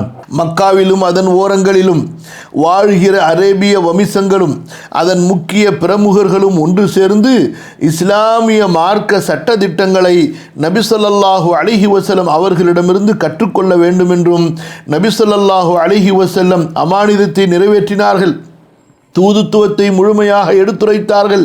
சமுதாயத்திற்கு நன்மையை விரும்பினார்கள் என்ற வாக்கை மக்களிடமிருந்து நபி ஸல்லல்லாஹு அலைஹி வஸல்லம் வாங்க வேண்டும் என்றும் அல்லாஹ் விரும்பினான். இந்த மார்க்கத்தில் இந்த உம்மத்தை அல்லாஹு தஆலா ரசூலுல்லாஹி ஸல்லல்லாஹு அலைஹி வஸல்லம் அவர்களுக்கு சாட்சியாளர்களாக ஆக்க வேண்டும் என்று அல்லாஹு தஆலாவுடைய முடிவு இருந்தது. அதாவது அல்லாஹு தஆலா மிக அறிந்தவன். தங்களுடைய நபி இந்த மார்க்கத்தை முழுமையாக எடுத்து வைத்து விட்டார்கள் என்பதை அல்லாஹ் அறிந்தவன். அதை மக்களிடமிருந்து சாட்சியாக அல்லாஹு தஆலா எடுக்க விரும்பினான். இந்த உம்மத் நபியிடமிருந்து மார்க்கத்தை முழுமையாக தெளிவாக கற்றுக்கொண்டது என்பதை அல்லாஹ் சுப்ஹானஹு வ தஆலா அடுத்து கியாமத் நாள் வரை வரக்கூடிய மக்களுக்கு புரிவதற்கான ஒரு வாய்ப்பை அல்லாஹு தஆலா ஏற்படுத்த விரும்பினான். இதெல்லாம் அல்லாஹு தஆலாவுடைய ஒரு ஏற்பாடு. புரியுதுங்களா? இதெல்லாம் அறிஞர்கள் அந்த சீராவை ஆராய்ச்சி செய்யும் பொழுது, சீராவை படிக்கும்போது, வசனங்களை ஆராய்ச்சி செய்யும் பொழுது அதை தொகுத்து தரக்கூடிய அந்த ஒரு அமைப்பு. புரியுதா? அல்லாஹு தஆலாவுடைய ஏற்பாடாக இப்படியெல்லாம் இருந்தது. ஏனென்றால் அந்த ஹஜ்ஜத்துல் விதால நடந்ததை வைத்து அவர்கள் இந்த விஷயங்களை நமக்கு எடுத்து சொல்கிறார்கள். புரியுதா? ஹைர். இப்போ அல்லாஹுவின் இந்த விருப்பத்திற்கேற்ப கண்ணியமிக்க ஹஜ்ஜை நிறைவேற்ற, கண்ணியத்திற்குரிய ஹஜ்ஜை நிறைவேற்ற நான் மக்கா செல்ல இருக்கிறேன் என நபி ஸல்லல்லாஹு அலைஹி வஸல்லம் மக்களுக்கு அறிவித்தார்கள். புரியுதா? இதனை கேட்ட மக்கள் பல திசைகளிலிருந்தும் மதீனா வந்தார்கள். துல்காதா முடிய 5 நாட்கள் இருக்கும் பொழுது சனிக்கிழமை ரசூலுல்லாஹ் ஸல்லல்லாஹு அலைஹி வஸல்லம் இந்த மக்காவிற்கான பயணத்தை அவர்கள் ஆரம்பித்தார்கள். ஆக ரசூலுல்லாஹி ஸல்லல்லாஹு அலைஹி வஸல்லம் இப்படிப்பட்ட ஒரு சூழ்நிலையில்தான் ஹஜ்ஜுக்கு அவர்கள் புறப்படுகிறார்கள். இங்கே இன்னொரு விஷயத்தை கவனிங்க. அல்லாஹுடைய தூதர் ஸல்லல்லாஹு அலைஹி வஸல்லம் அவர்களும் சரி, அதற்கு முன்னால் வந்த நபிமார்களும் சரி, இபாதத்திலே அவர்களுக்கு அல்லாஹு தஆலா அப்படிப்பட்ட ஒரு நாட்டத்தை கொடுத்திருந்தான், ஒரு ஈடுபாட்டை கொடுத்திருந்தான். அல்லாஹுடைய அடியார்களிலேயே அல்லாஹுவை இபாதத்து செய்வதிலே தங்களை முழுமையாக அர்ப்பணம் செய்து கொண்டவர்கள்தான் நபிமார்கள், ரசூல்மார்கள். புரியுதா? நீங்கள் குர்ஆனில் நீங்கள் படிங்க, நீங்கள் நபிமார்களுடைய வரலாறுகளை படிங்க. அல்லாஹு தஆலா நபிமார்களுடைய வணக்கத்தை, இபாதத்தை, அவர்களுடைய தொழுகையை, அவர்களுடைய துஆக்களை அல்லாஹு தஆலா சொல்வான். புரியுதா? இப்போ தாவூத் அலைஹிஸ்ஸலாம் அவர்களை பற்றி, சுலைமான் அலைஹிஸ்ஸலாம் அவர்களை பற்றி, அய்யூப் அலைஹிஸ்ஸலாம் அவர்களை பற்றி, இப்ராஹிம் அலைஹிஸ்ஸலாம் அவர்களை பற்றி. ஆக நபிமார்களுக்கு ஒரு பக்கம் இபாதத், இன்னொரு பக்கம் தாவா. இப்படிப்பட்ட 2 பணிகளும் கொடுக்கப்பட்டு 2 பணிகளையும் சிறப்பாக செய்தார்கள். ஃபைதா ஃபரஹ்த ஃபன்ஸப் வ இலா ரப்பிக ஃபர்கப். நபியே, நீங்கள் தாவாவை முடிக்கும் போதெல்லாம் இபாதத்திற்கு நின்று விடுங்கள். நீங்கள் தாவாவிலே களைப்புற்றது போன்று இபாதத்திலே களைப்புறுங்கள் என்பதாக அல்லாஹு தஆலாவுடைய கட்டளையாக இருந்தது. அதனால் ரசூலுல்லாஹி ஸல்லல்லாஹு அலைஹி வஸல்லம் தங்களுடைய மரண நாள் வரை அவர்கள் தொடர்ந்து அல்லாஹுடைய இபாதத்திலே தொழுகையை கொண்டு, நோன்பை கொண்டு, அதுவும் தொழுகை எப்படி, இரவிலே பாதி இரவோ, 3இல் 2 பகுதியோ, குறைந்தபட்சம் 3இல் 1 பகுதியோ இரவை அல்லாஹ்வுக்காக கழிப்பார்கள். பகலிலே நோன்பு வைப்பார்கள். ஒரு நாள் விட்டு ஒரு நாள், திங்கட்கிழமை, வியாழக்கிழமை, மாதத்திலே 3 நாட்கள், சில நாட்களிலே ஒரே சஹரை கொண்டு 3 நாட்கள் எந்த உணவும், ஒரு சொட்டு தண்ணீர் கூட குடிக்காமல் 3 இரவு 3 பகல்களை அல்லாஹுடைய தூதர் ஸல்லல்லாஹு அலைஹி வஸல்லம் பசியிலே இருந்து அல்லாஹுடைய இபாதத்திலே இருப்பார்கள். சதகா, தான தர்மம் என்று எடுத்துக்கொண்டால் அன்றைய பகல் முடிவதற்குள் தங்களிடமிருந்து அனைத்து செல்வங்களையும் அல்லாஹுடைய பாதையிலே ஏழைகளுக்கு கொடுத்து விடுவார்கள்.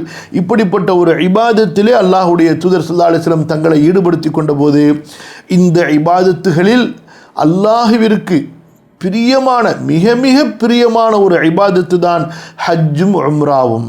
அல்லாஹு தஆலாவிற்கு மிக மிக பிரியமான ஒரு இபாதத்து ஹஜ்ஜும் உம்ராவும். தொழுகையை காபத்துல்லாவிலே தொழுவது, அங்கே தவாஃபு செய்வது, அல்லாஹுடைய வீட்டை உம்ரா செய்வது, ஹஜ்ஜு செய்வது. இதில் அல்லாஹு தஆலாவுடைய ரசூல் ஸல்லல்லாஹு அலைஹி வஸல்லம் மிகப்பெரிய நாட்டமுடையவர்களாக இருந்தார்கள். இதனுடைய ஒரு வெளிப்பாடு தான் உம்ராவுக்காக அவர்கள் கனவு கண்டது.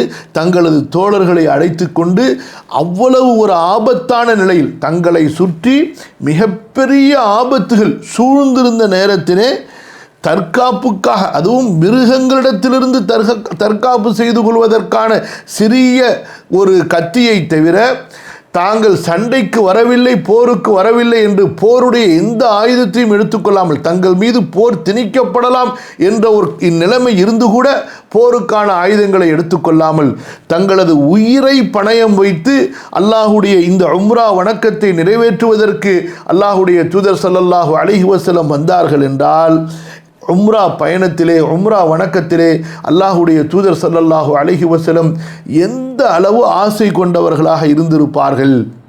அதை நீங்கள் உம்ரத்துல் ஹுதைபியா, அதுபோன்று சுல்ஹுல் ஹுதைபியா ஒப்பந்தத்தினுடைய நிகழ்வுகளை நீங்கள் விரிவாக படிக்கலாம். கடைசி வரைக்கும் முயற்சி பண்ணுறாங்க நபி ஸல்லல்லாஹு அலைஹி வஸல்லம்.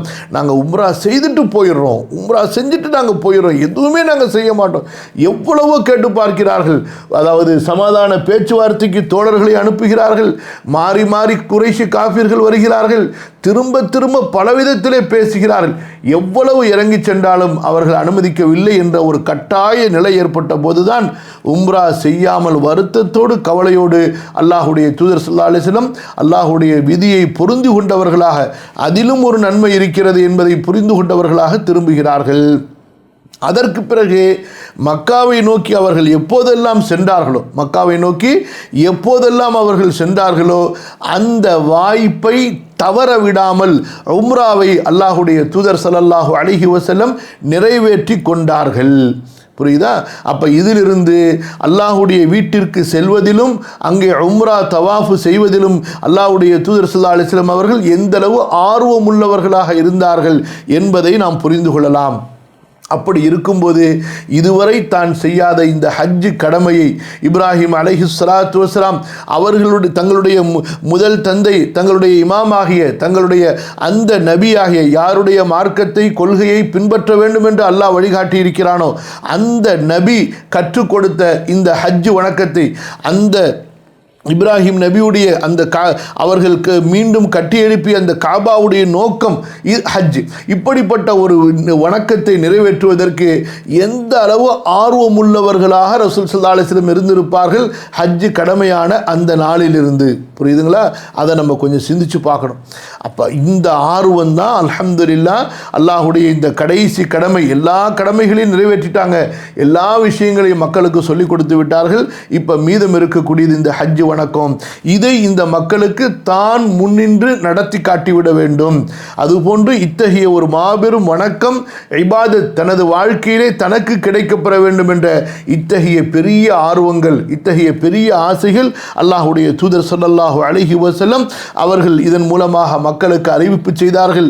நான் அல்லாஹுடைய வீட்டுக்கு ஹஜ்ஜுக்கு செல்ல இருக்கிறேன், யாரெல்லாம் என்னோடு ஹஜ்ஜுக்கு வர விரும்புகிறார்களோ வாருங்கள் என்பதாக அல்லாஹுடைய தூதர் ஸல்லல்லாஹு அலைஹி வஸல்லம் அறிவிப்பு செய்ய மதீனாவை சுற்றியுள்ள அத்தனை, அதாவது அந்த கிராமவாசிகளிலிருந்து மதீனாவாசிகளிலிருந்து எல்லோரும் புறப்பட்டார்கள்.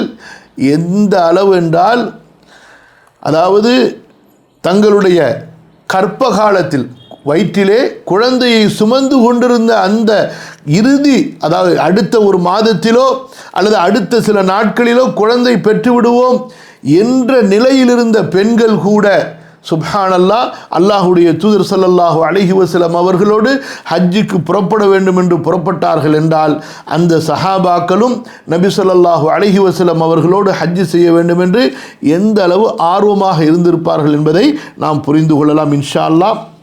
அடுத்த அமர்விலே நபி ஸல்லல்லாஹு அலைஹி வஸல்லம் மதீனாவிலிருந்து எப்படி புறப்பட்டார்கள், அதற்கு பிறகு பயணங்கள் எப்படி அமைக்கப்பட்டது, மக்கா சென்றதற்கு பிறகு எப்படி நபி ஸல்லல்லாஹு அலைஹி வஸல்லம் அவர்கள் உம்ராவை அடுத்து ஹஜ்ஜை நிறைவேற்றி திரும்பி வந்தார்கள் என்பதை இன்ஷா அல்லாஹ் நேரடியாக ஹதீஸ் நூல்களுடைய அந்த முழு ஹதீஸுகளுடைய தொடரிலிருந்து இன்ஷா அல்லாஹ் பார்த்து நிறைவு செய்வோம். இந்த அளவு இன்ஷா அல்லாஹ் இன்றைய அமர்விலே நாம் போதுமாக்கிக் கொள்வோம். அல்லாஹ் சுப்ஹானஹு வ தஆலா நாம் படித்ததிலே நமக்கு அருள் புரிவானாக. ஆக பாடத்தினுடைய இன்று நாம் படித்த இந்த 167வது பக்கம் 28வது பாடத்தினுடைய இந்த முன்னுரை முகப்புரையினுடைய சுருக்கம் இதுதான். அல்லாஹுடைய தூதர் ஸல்லல்லாஹு அலைஹி வஸல்லம் அவர்களுக்கு அல்லாஹு தஆலா தாவா பணியை நிறைவு செய்தான். எத்தகைய சிரமங்களோடு, பிரச்சனைகளோடு, கஷ்டங்களோடு, பல சவால்களோடு, பல எதிர்ப்புகளோடு மக்காவிலும் மதீனாவிலும் ரசூல் ஸல்லல்லாஹு அலைஹி வஸல்லம் அவர்கள் எப்படி தங்களையும் பாதுகாத்து கொண்டு தங்களது உம்மத்தையும் பாதுகாத்து கொண்டு இந்த தீனை நிலைநிறுத்துவதிலே, ஒரு உம்மத்தை உருவாக்குவதிலே எத்தகைய ஒரு முனைப்போடு செயல்பட்டார்கள். அல்லாஹு தஆலா ஒரு கட்டத்திற்கு பிறகு ஒரு கட்டமாக எல்லா சூழ்நிலைகளையும் அவர்களுக்கு இலகுவாக்கி கொடுத்தான். மார்க்கத்தை முறையாக போதிப்பதிலிருந்து, கற்றுக் கொடுப்பதிலிருந்து, அதை செயல்படுத்துவதிலிருந்து எல்லா காரியங்களிலும் ஒரு தலைவராக, ஒரு வழிகாட்டியாக, ஒரு பயிற்சியாளராக, ஒரு ஒழுக்க சீலராக, சமுதாயத்தினுடைய ஒரு தலைவராக, ஒரு அமீராக, சமுதாயத்தினுடைய ஒரு பொறுப்பாளராக ரசூல் ஸல்லல்லாஹு அலைஹி வஸல்லம் எப்படி இந்த உம்மத்தை வழிநடத்தி கொண்டு வந்தார்கள் என்பதனுடைய சுருக்கங்களை எல்லாம் பார்த்தோம். அல்லாஹு தஆலா ரசூலுல்லாஹி ஸல்லல்லாஹு அலைஹி வஸல்லம் அவர்களை ஏற்றுக்கொண்டான், அவர்களை பொருந்தி கொண்டான். அவர்களுடைய அழைப்பு பணியை அல்லாஹு தஆலா நிறைவுறச் செய்ய போகிறான். அதற்கு அடையாளமாக அவர்களுக்கு இறுதி ஹஜ்ஜை அல்லாஹு தஆலா ஏற்படுத்தி கொடுத்து அந்த இறுதி ஹஜ்ஜின் மூலமாக ஹஜ்ஜுடைய வணக்கத்தையும் தங்களுடைய தோழர்களுக்கு கற்றுக் கொடுத்த அந்த பொறுப்பையும் நிறைவேற்றினார்கள். அந்த ஹஜ்ஜிலே மக்களையெல்லாம் ஒன்று சேர்த்து மக்களுடைய வெளிப்படையான வார்த்தையின் மூலமாக நபி அவர்கள் பொருந்தி கொண்டார்கள். நபியிடமிருந்து மார்க்கத்தை கற்றுக்கொண்டார்கள். இனி இந்த நபி எப்படி ஒரு சமுதாயத்திற்கு வரக்கூடிய தலைமுறையினர்களுக்கு முன்மாதிரியோ அதுபோன்று இந்த நபி உருவாக்கிய சமுதாயம் வரக்கூடிய தலைமுறையினருக்கு ஒரு முன்மாதிரி, ஒரு உதாரணம் என்பதை அல்லாஹு தஆலா நிரூபிக்க விரும்பிய விதமாக ரசூலுல்லாஹி ஸல்லல்லாஹு அலைஹி வஸல்லம் அவர்களுக்கு அல்லாஹ் ஏற்றுக்கொண்ட ஒரு சமுதாயத்தை, அல்லாஹ் ஒரு பொருந்தி கொண்ட ஒரு சமுதாயத்தை கொடுத்திருக்கிறான் என்பதை ரசூல் ஸல்லல்லாஹு அலைஹி வஸல்லம் அவர்களுக்கு வெளிப்படையாக அந்த எண்ணிக்கையிலே காட்டி அவர்களை திருப்தியுட செய்து இந்த உலகத்திலிருந்து அவர்கள் பிரியும் போதும் அல்ஹம்துலில்லாஹ் அல்லாஹு தஆலா என் மூலமாக இப்படிப்பட்ட ஒரு உம்மத்தை உருவாக்கி ஏற்றுக்கொண்டானே என்பதை உறுதி செய்யும் விதமாக இந்த ஹஜ்ஜுடைய பயணத்தை அல்லாஹு தஆலா அமைத்து கொடுத்தான். இந்த உம்மத்து ரசூல் ஸல்லல்லாஹு அலைஹி வஸல்லம் அவர்களுக்கு சாட்சி சொன்னார்கள். அவர்களிடமிருந்து இந்த ஹஜ்ஜுடைய வணக்கத்தையும் கற்றுக்கொண்டார்கள். ரசூலுல்லாஹி ஸல்லல்லாஹு அலைஹி வஸல்லம் அவங்களுடைய கவலை உங்களுக்கு தெரியும். நபி ஸல்லல்லாஹு அலைஹி வஸல்லம் சொன்னார்கள், எனக்கு உம்மத்துகள் எல்லாம் நபிமார்களோடு காட்டப்பட்டன. அப்போது நான் பார்த்தேன், ஒரு நபி வந்தார், அப்பா அவரோடு அவ்வளவு உம்மத்து இருந்தார்கள். உடனே எனக்கு ஆசைப்பட்டேன், அது நானாக இருப்பேனோ என்று. அப்போது சொல்லப்பட்டது, இல்லை நபியே, அது அந்த உம்மத்து என்பதாக. அடுத்து ஒரு நபியை பார்த்தேன், அப்பா அவ்வளவு உம்மத்து, இந்த பக்கம் அந்த பக்கம் எல்லா கோணங்களையும் அடைத்து கொண்டு வந்தார்கள். நான் ஆசைப்பட்டேன், அது நானாக இருக்க வேண்டும் என்று சொல்லப்பட்டது. நபியே இல்லை, அது இந்த உம்மத்து, இந்த நபி என்பதாக. அதற்கு பின்னால் அல்லாஹுடைய தூதர் ஸல்லல்லாஹு அலைஹி வஸல்லம் அவர்களுக்கு அதைவிட பெரிய எண்ணிக்கை காட்டப்பட்டது. ஆக ரசூலுல்லாஹி ஸல்லல்லாஹு அலைஹி வஸல்லம் இது குறித்து பல வகையில் எச்சரிக்கை செஞ்சிருக்கிறாங்க. எந்த அளவுக்கு, நீங்கள் திருமணம் முடிப்பதிலும் சரி, குழந்தை பெற்றுக்கொள்வதிலும் சரி, கடைசி இந்த ஹஜ்ஜத்துல் விதாவுடைய உபதேசங்களில் ஒன்று வரும், நாளை நான் உங்களை ஹவுதுல் கௌசரிலே எதிர்பார்த்து கொண்டிருப்பேன், நீங்கள் குறைவாக இருந்து என்னை அவமானப்படுத்தி விடாதீர்கள் என்று அல்லாஹ் தூதர் ஸல்லல்லாஹு அலைஹி வஸல்லம் இந்த உம்மத்துக்கு எச்சரிக்கை செய்தார்கள். எது விஷயமாக? குழந்தைகள் பெற்றுக்கொள்வதிலே நீங்கள் உங்களை தடுத்துக் கொள்ளாதீர்கள் என்பதை குறிக்கும் விதமாக. அந்த அளவுக்கு தங்களுடைய உம்மத்துடைய எண்ணிக்கை அதிகமாக இருப்பதை கொண்டு அல்லாஹ்வுடைய தூதர் ஸல்லல்லாஹு அலைஹி வஸல்லம் சந்தோஷப்படுவார்கள். அதாவது பாதி ஒரு அரை குழந்தையாக விழுந்த ஒரு சதை துண்டாக இருந்தாலும் சரி, அதையும் என்னுடைய உம்மத்தில் ஒரு உம்மத்தாக அல்லாஹு தஆலா எனக்கு அங்கீகரித்து கொடுப்பான், அதை கொண்டு நான் சந்தோஷப்படுவேன் என்று அல்லாஹுடைய தூதர் ஸல்லல்லாஹு அலைஹி வஸல்லம் சொன்னார்கள். இப்படிப்பட்ட எல்லா அந்த சிறப்புகளையும் நபி ஸல்லல்லாஹு அலைஹி வஸல்லம் அவர்களுக்கு ஒன்றிணைத்து காட்ட வேண்டும் என்ற அல்லாஹு தஆலாவுடைய திட்டமாக, விதியாக இருந்தது. அதுதான் அல்ஹம்துலில்லாஹ் இந்த ஹஜ்ஜத்துல் விதா மூலமாக அல்லாஹு தஆலா ரசூலுல்லாஹி ஸல்லல்லாஹு அலைஹி வஸல்லம் அவர்களுக்கு நிறைவேற்றி கொடுத்தான். அல்ஹம்துலில்லாஹ். எப்படிப்பட்ட ஒழுங்கான ஒரு முறையான கட்டுக்கோப்பான ஒரு பயணமாக இந்த ஹஜ் இருந்தது. இப்பேற்பட்ட ஒரு இபாதத்தை அந்த காலகட்டத்திலே 1,24,000 தோழர்களை அழைத்து கொண்டு அவர்கள் ஒரு பயணத்தை மேற்கொண்டார்கள் என்றால், ஒரே அமீராக இருந்து அவர்களை வழிநடத்தினார்கள் என்றால், அது எத்தகைய ஒரு பயணமாக இருந்திருக்கும் என்பதையெல்லாம் இன்ஷா அல்லாஹ் அடுத்த அமர்விலே நாம் பார்ப்போம். அல்லாஹ் சுப்ஹானஹு வ தஆலா படித்ததில் நமக்கு அருள் புரிவானாக. மேலும் இந்த மார்க்கத்தை தொடர்ந்து கற்றுக்கொள்வதற்கும் ரசூலுல்லாஹி ஸல்லல்லாஹு அலைஹி வஸல்லம் அவர்களுடைய சீராவை கொண்டு குறிப்பாக நல்ல படிப்பினைகளை, பாடங்களை பெறுவதற்கும் அல்லாஹ் அருள் புரிவானாக. அஸ்தக்ஃபிருல்லாஹல் அஸீம் லீ வ லக்கும் ஃபஸ்தக்ஃபிருஹு இன்னஹு ஹுவல் கஃபூருர் ரஹீம். இன்ஷா அல்லாஹ் இன்று கேள்வி பதிலுக்காக ஒரு அரை மணி நேரம் வச்சுக்கொள்வோம். நிறைய கேள்வி பதில்கள் விடுபட்டிருக்குது இன்ஷா அல்லாஹ். அதனால் இன்றைய அமர்வில் இதோட போதும். ஹஜ்ஜை பற்றி இன்ஷா அல்லாஹ் அடுத்த அமர்வில் பார்ப்போம் இன்ஷா அல்லாஹ். சுருக்கமாக உங்களுக்கு சொல்கிறதா இருந்தால், அல்லாஹுடைய இந்த தீனை பொறுத்த வரைக்கும் இந்த தீனுக்கு எல்லாமே தேவை. இந்த தீனுக்கு எல்லாமே தேவை, எல்லாரும் தேவை, எல்லா வகை மக்களுமே இந்த தீனுக்கு தேவை.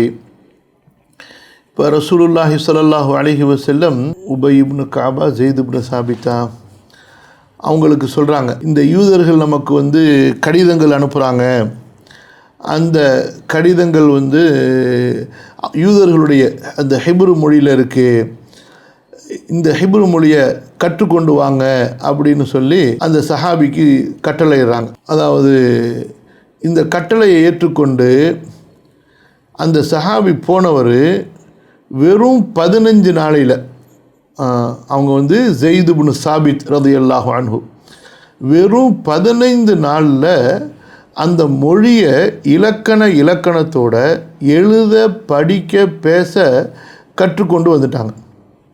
அப்போ எந்த அளவு இந்த கல்வியை கற்றுக்கொள்வதில் ஒரு கல்வி இந்த இஸ்லாமுக்கு பிரயோஜனமாக இருக்கிறது, அதன் மூலமாக நாம் அல்லாஹுடைய தூதருக்கு பலன் தரலாம் என்பதை உறுதி செய்த உடனே 15 நாள் எந்த அளவுக்கு அவங்க செலவு செய்திருந்தாங்கன்னா, அந்த ஒரு கஷ்டமான அந்த ஹிப்ரு மொழியை தெளிவாக எழுத, படிக்க, பேச இலக்கணத்தோட, அதனுடைய ஒரு மொழினா அதுக்கு எவ்வளோ வார்த்தைகள் இருக்கும், அந்த சொற்களஞ்சியங்களோட மனப்பாடம் செய்து படித்து கொண்டு வந்தார்கள் என்றால் எந்த அளவு ஆர்வத்தோடு அவர்கள் இருந்திருப்பார்கள்.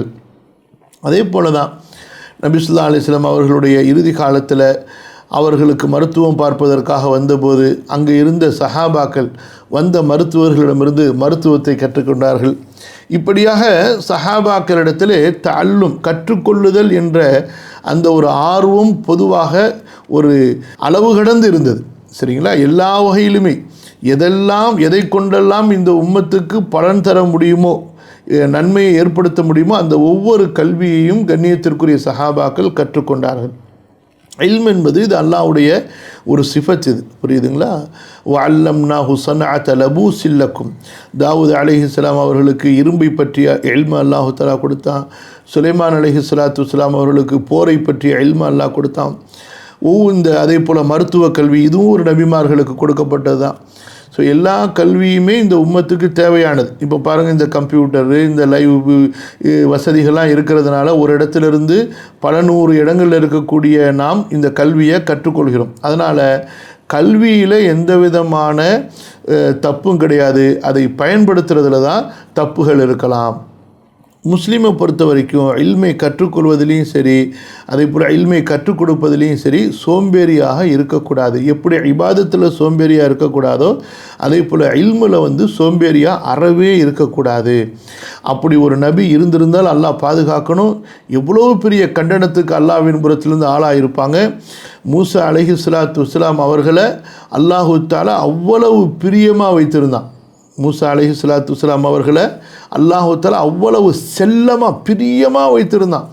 ரொம்ப பிரியமாக வைத்திருந்தான், ரொம்ப செல்லமாக அல்லாஹு தஆலா வைத்திருந்தான். இதே வார்த்தை தான் குர்ஆன் சொன்னால் பொருத்தமாக இருக்கும். குர்ஆனில் அல்லாஹ் அப்படி தான் சொல்கிறான், வஅல்கைது அலைக மஹப்பதம் மின்னி வலிதுஸ்னா அலா ஐனி. மூசா, உங்கள் மீது நான் அவ்வளவு பாசம் வச்சிருக்கிறேன், என்னுடைய கண்ணுக்கு நேராக நீங்கள் வளர்க்கப்படணும். அல்லாஹ் அக்பர். அல்லாஹ்வுடைய கண் பார்வையிலேருந்து யார் தப்பிக்க முடியும், யார் மறைய முடியும்? இப்படி பிரியம் வச்சுருந்த அல்லாஹு தஆலா அந்த மூசா நபியை கஷ்டப்படுத்தினான், சிரமப்படுத்தினான் என்றால் அது கல்விக்காக மட்டும்தான்.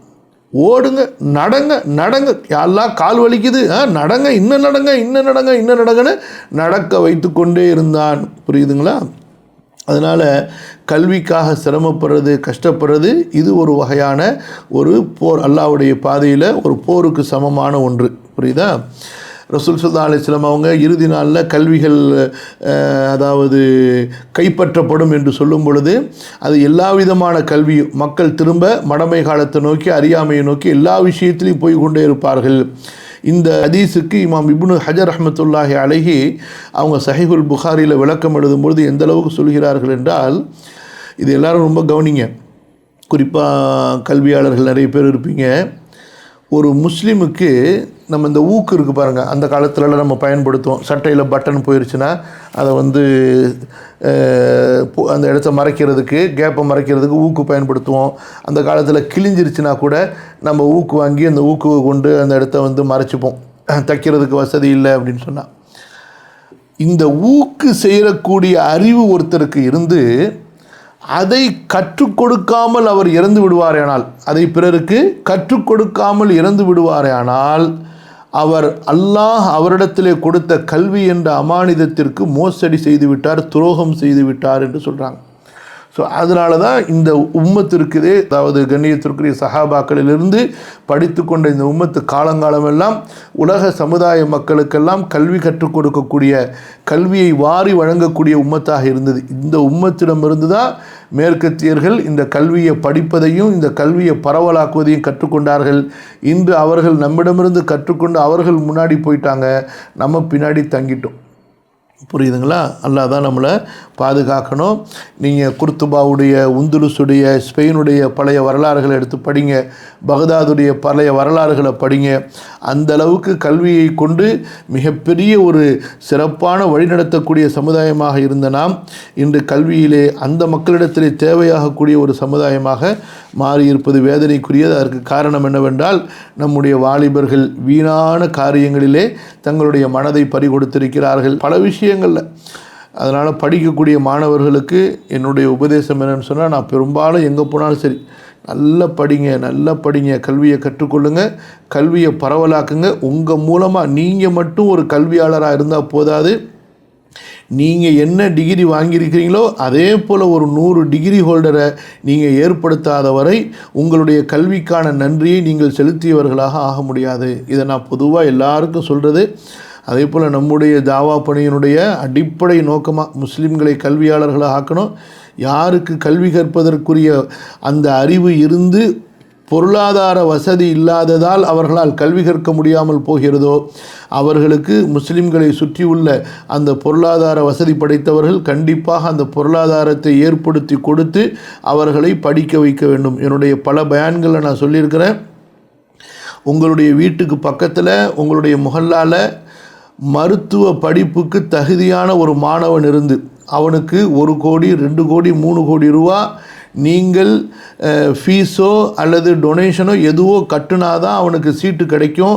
ஆனால் அதுக்குண்டான வசதி அவனுக்கு இல்லை, அவன் ஒரு ஏழை மாணவன் இருந்தால் முஸ்லிம் செல்வந்தர்கள் தங்களுடைய ஜக்காத்துடைய காசை கோடி கணக்கில் வசூல் செஞ்சு அந்த பையனுக்கு அந்த மருத்துவ ஃபீஸையோ டொனேஷனோ கட்டி அந்த பையனை மருத்துவனாக்கவில்லை என்றால் அந்த சமுதாயத்தில் இருக்கக்கூடிய அத்தனை முஸ்லிம் செல்வந்தர்களும் நாளை மறுமையிலே அல்லாஹ்விடத்திலே குற்றவாளிகளாக ஆகுவார்கள். புரியுதுங்களா? இதுக்காக கோடி கணக்கில் நீங்கள் ஜக்காத்துடைய காசை செலவு பண்ணலாம், எந்த தப்புமே கிடையாது. புரியுதுங்களா?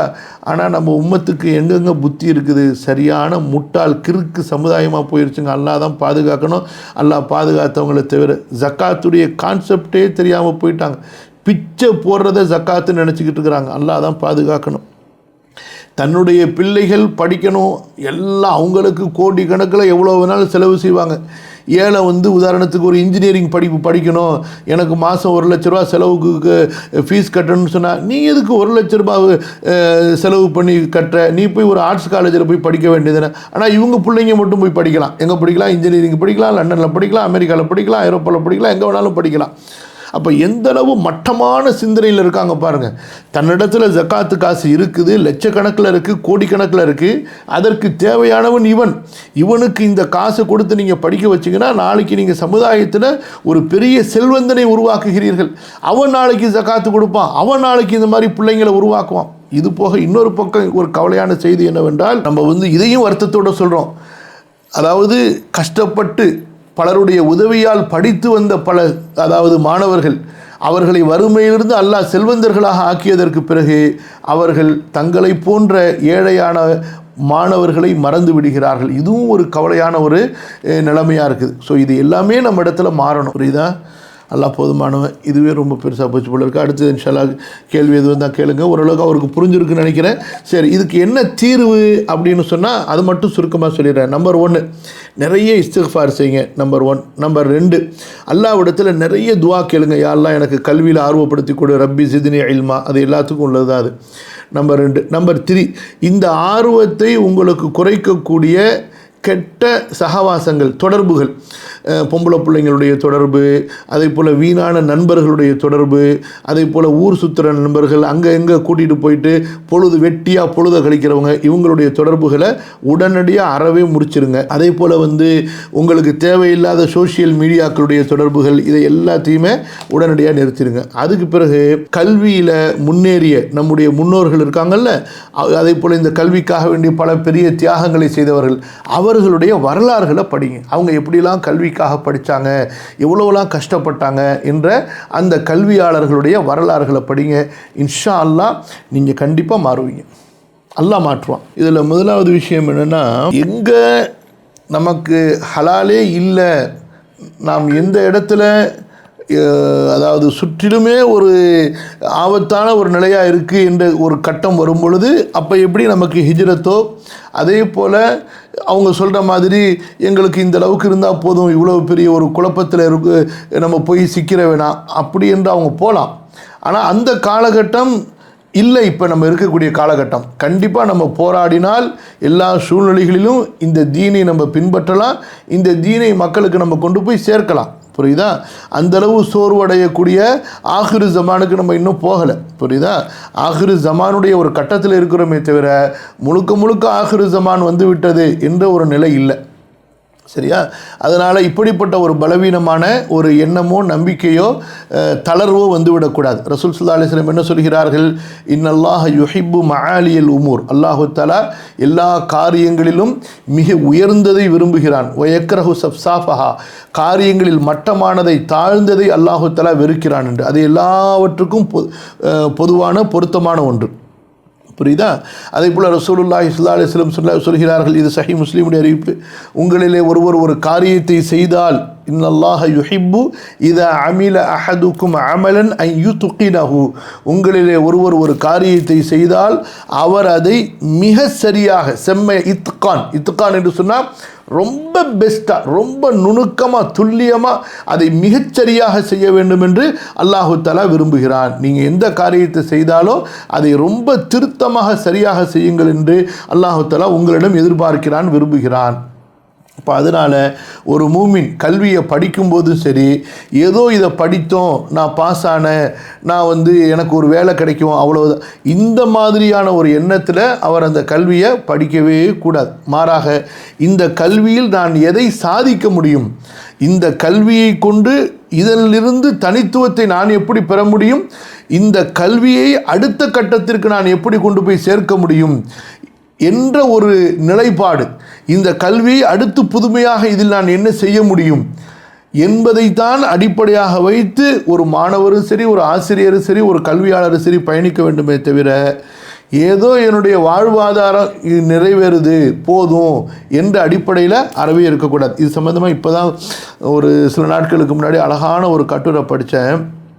என்ன, அதாவது அவர் என்ன எழுதுகிறாருன்னு சொன்னால், வெறும் தன்னுடைய 3 வேளை சாப்பாட்டுக்காக வேண்டி ஒருத்தர் ஸ்கூலுக்கு போகிறாரு, அல்லது பரீட்சை எழுதி பாஸ் ஆகணுங்கிறதுக்காக வேண்டி, அல்லது ஒரு வேலைக்கு போகிறவர் ஏதோ வேலை முடிஞ்சிச்சா என்னுடைய டியூட்டியில் நான் ப்ரெசன்ட் எனக்கு போடப்பட்டிருக்குதா, அப்புறம் எனக்கு மாதம் சம்பளம் வருதா, என்னுடைய பிள்ளைங்களுக்கு கொடுத்தனா, சாப்பிட்டேனா, தூங்கினேனா, இப்படியெல்லாம் யார் இருக்கிறார்களோ இவர்கள் இந்த சமுதாயத்திற்காக எதையும் சாதிக்க மாட்டார்கள்.